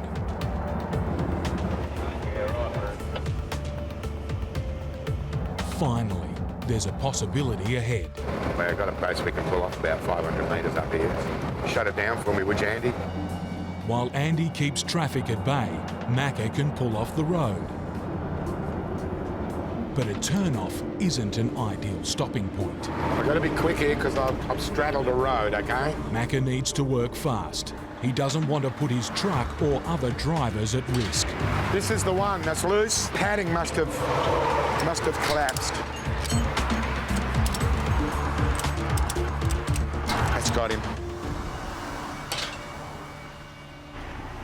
With Allegria secure, Macca can move on. But while one problem's behind him, another soon looms ahead. The Great Dividing Range, Australia's largest mountain range. Fully loaded, Macca's truck weighs 25 tonnes. A 10-kilometre climb will test his engine to the limit. Turbo boosters at 200, engine temps building up. Fail, and Macca will be stranded on the side of a mountain. That's full noise. Nothing left in it. As he pushes to the top, see how she's like losing power now? His truck's got no more to give. Macca's crawling. But at last... That's it, mate. That's the top.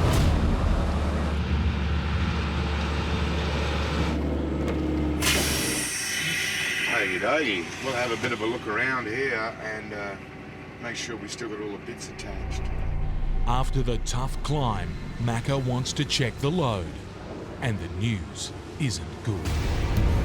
Well, you can see how close we are here. That distance is hard. Allegria's hull is inching forward. If Macca had gone much further, it could have smashed into the solid keel. There's only one solution: to lift the hull. So I'm going to physically have to jack the front of the boat up. Raising a boat is a delicate operation, Sure, mate. even with the best equipment. But in a remote, rainy truck stop, a car jack is all Macca has. Let me know if it's going up, will you, Andy? Because I can't get the jack right in the centre of that splash. So as I lift the boat, it's going to want to do that a little bit. So I'll do that a bit, shock it, and then I'll go around the other side and do that a bit. One slip, and he could punch a hole clean through his $300,000 load.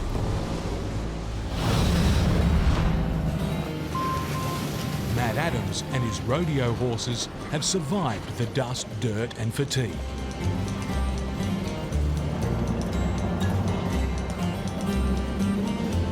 Mariba Showground, paradise. He's made it to his base camp in Mariba. Next morning, it's show day. We just got to pull out the balls that we need for the night, take down the cans. The city of Cairns and today's rodeo are 65 kilometres away. It's one of the biggest events in the country. And Matt's reputation for breeding the toughest, meanest bulls is at stake. My job relies on these bulls performing tonight. If I have one or two let me down, I go home a pretty unhappy person. Just one last obstacle stands in Matt's way. A sharp, winding mountain descent. You get a bit excited going to an event like this and try and push your truck a little bit hard down a hill like this and you'll end up with a real disaster. Matt has to be careful not to overwork his truck. Keep it in a lower gear and save your brakes. If you do get your brakes on up, it just won't pull up. While Matt's taking it slow and steady, traffic's building up behind. spot. There's quite a bit of traffic backed up behind us, stopping way up here, so we'll just pull over and let some traffic around. But on a blind bend, some drivers won't wait.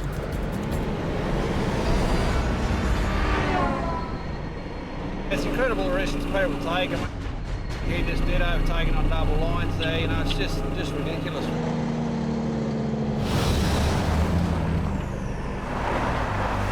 Sliding and skipping in the back end.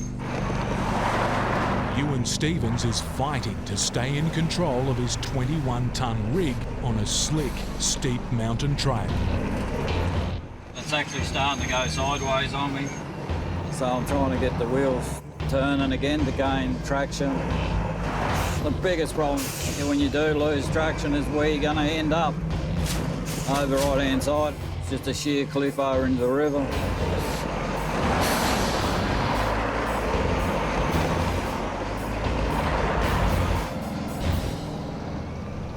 At last, the mountain is behind them.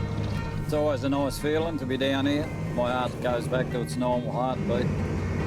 And the boys can head for a well-earned rest at a local motel. Good night, Josh. Good night, Neil.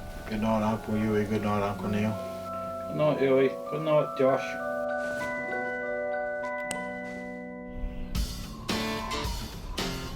There's just one more drop-off remaining. At a remote patch of wet farmland, where the boys will unload the last of their 5 million bees. After that, they're home free. But nothing on this run comes easy. I'm going nowhere. Within sight of the finish line, the boys are bogged. We're stuck here at the moment, so we'll unload and get the weight off of her back. Not a good start. Unloading the truck will make it lighter and easier to rescue. But as Ewan knows, ground like this is just as treacherous for the forklift. You'll tip your machine over very, very easily. And I have tipped one of these over, and it's not a very nice feeling.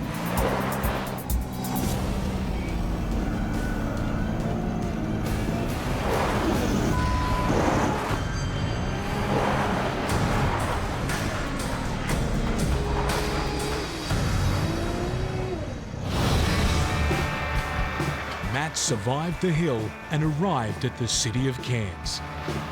Couldn't ask for any better, really. Roads are all travelling well and truck's done well. His work is almost done. Now it's up to the bulls. 4 days ago, Matt and Daryl began one of the biggest and toughest journeys of their careers. And after risking their trucks and their lives, they've dealt with a crisis. Bulls out! To make their destination on time. Now it's the big night and time for Sports Machine to get to work. Matt almost lost him, but it's time for his star bull to deliver.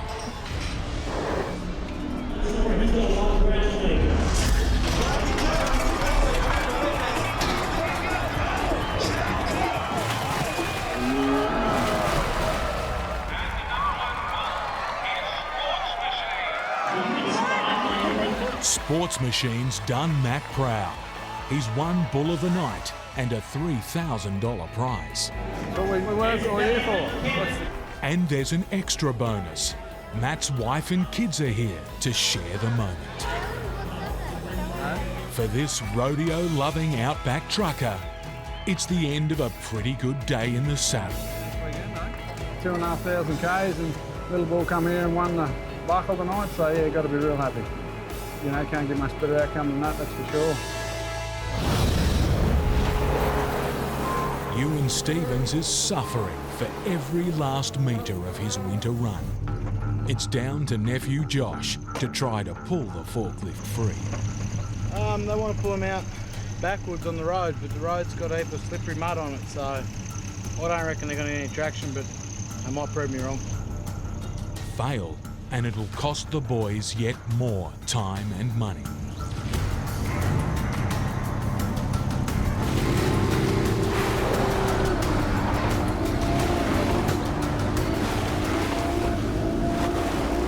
But Josh is right. Ewan's going nowhere. They must free the forklift. Time for one more try. The whole operation is depending on Josh.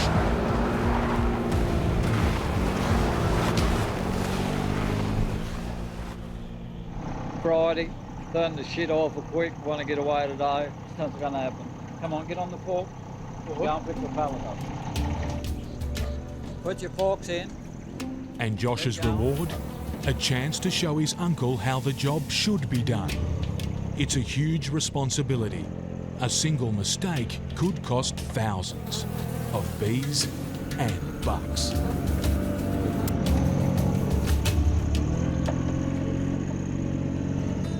But Ewan's faith is rewarded. It looks like the next generation of Stevens is ready to carry on the family business. He's got a good head on him. He'll tip a couple over like I did when I was learning. As long as he don't do it today. Finally, the last of the 260 hives are off the truck and home safe for the winter. After 1,200 grueling kilometres on some of the roughest roads in Australia, the end is finally in sight. The Stevens have withstood the worst of the weather and hauled themselves through hell. Now, there's just one more bog to conquer. Go. Before it's home to Mole Creek, with another year's hard work done. At a wet Outback truck stop, Macca needs to raise the front of his fragile freight. But it's serious business. You start jacking up 42-foot yachts. It's not child's play. With just a single car jack to do the job, he'll have to raise the boat one side at a time. If I let these go, it'll want to pull that way. It's a precarious manoeuvre. You've done this with the boat. You've got a little bit more clearance on the keel. With one side raised, nearly all the boat's weight is resting on the other. If a strap lets go, Allegria risks sliding off the truck. But right now the boat's a little twisted. Quickly, Andy and Macca need to raise the other side to level the boat.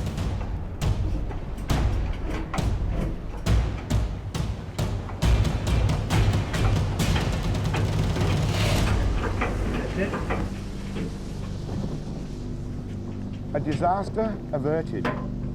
With the bow clear of the keel, Macca can hit the road. The operation may have been a success, but the delay has given Macca another headache. We're really running about an hour to an hour and a half behind where I was really hoping we were going to be. And up ahead, he faces a whole heap of trouble. Torrential rain. It's a little bit like being on marbles. Narrow outback roads. It's the road's wet, the edges are soft, and you can slip and skid really easy. And plenty of company. Especially if you jump on the brakes or something a bit quick. Bingo. Ahead, there's another wide load. Gotta behave ourselves right here, right now. We don't want to make the 6 o'clock news.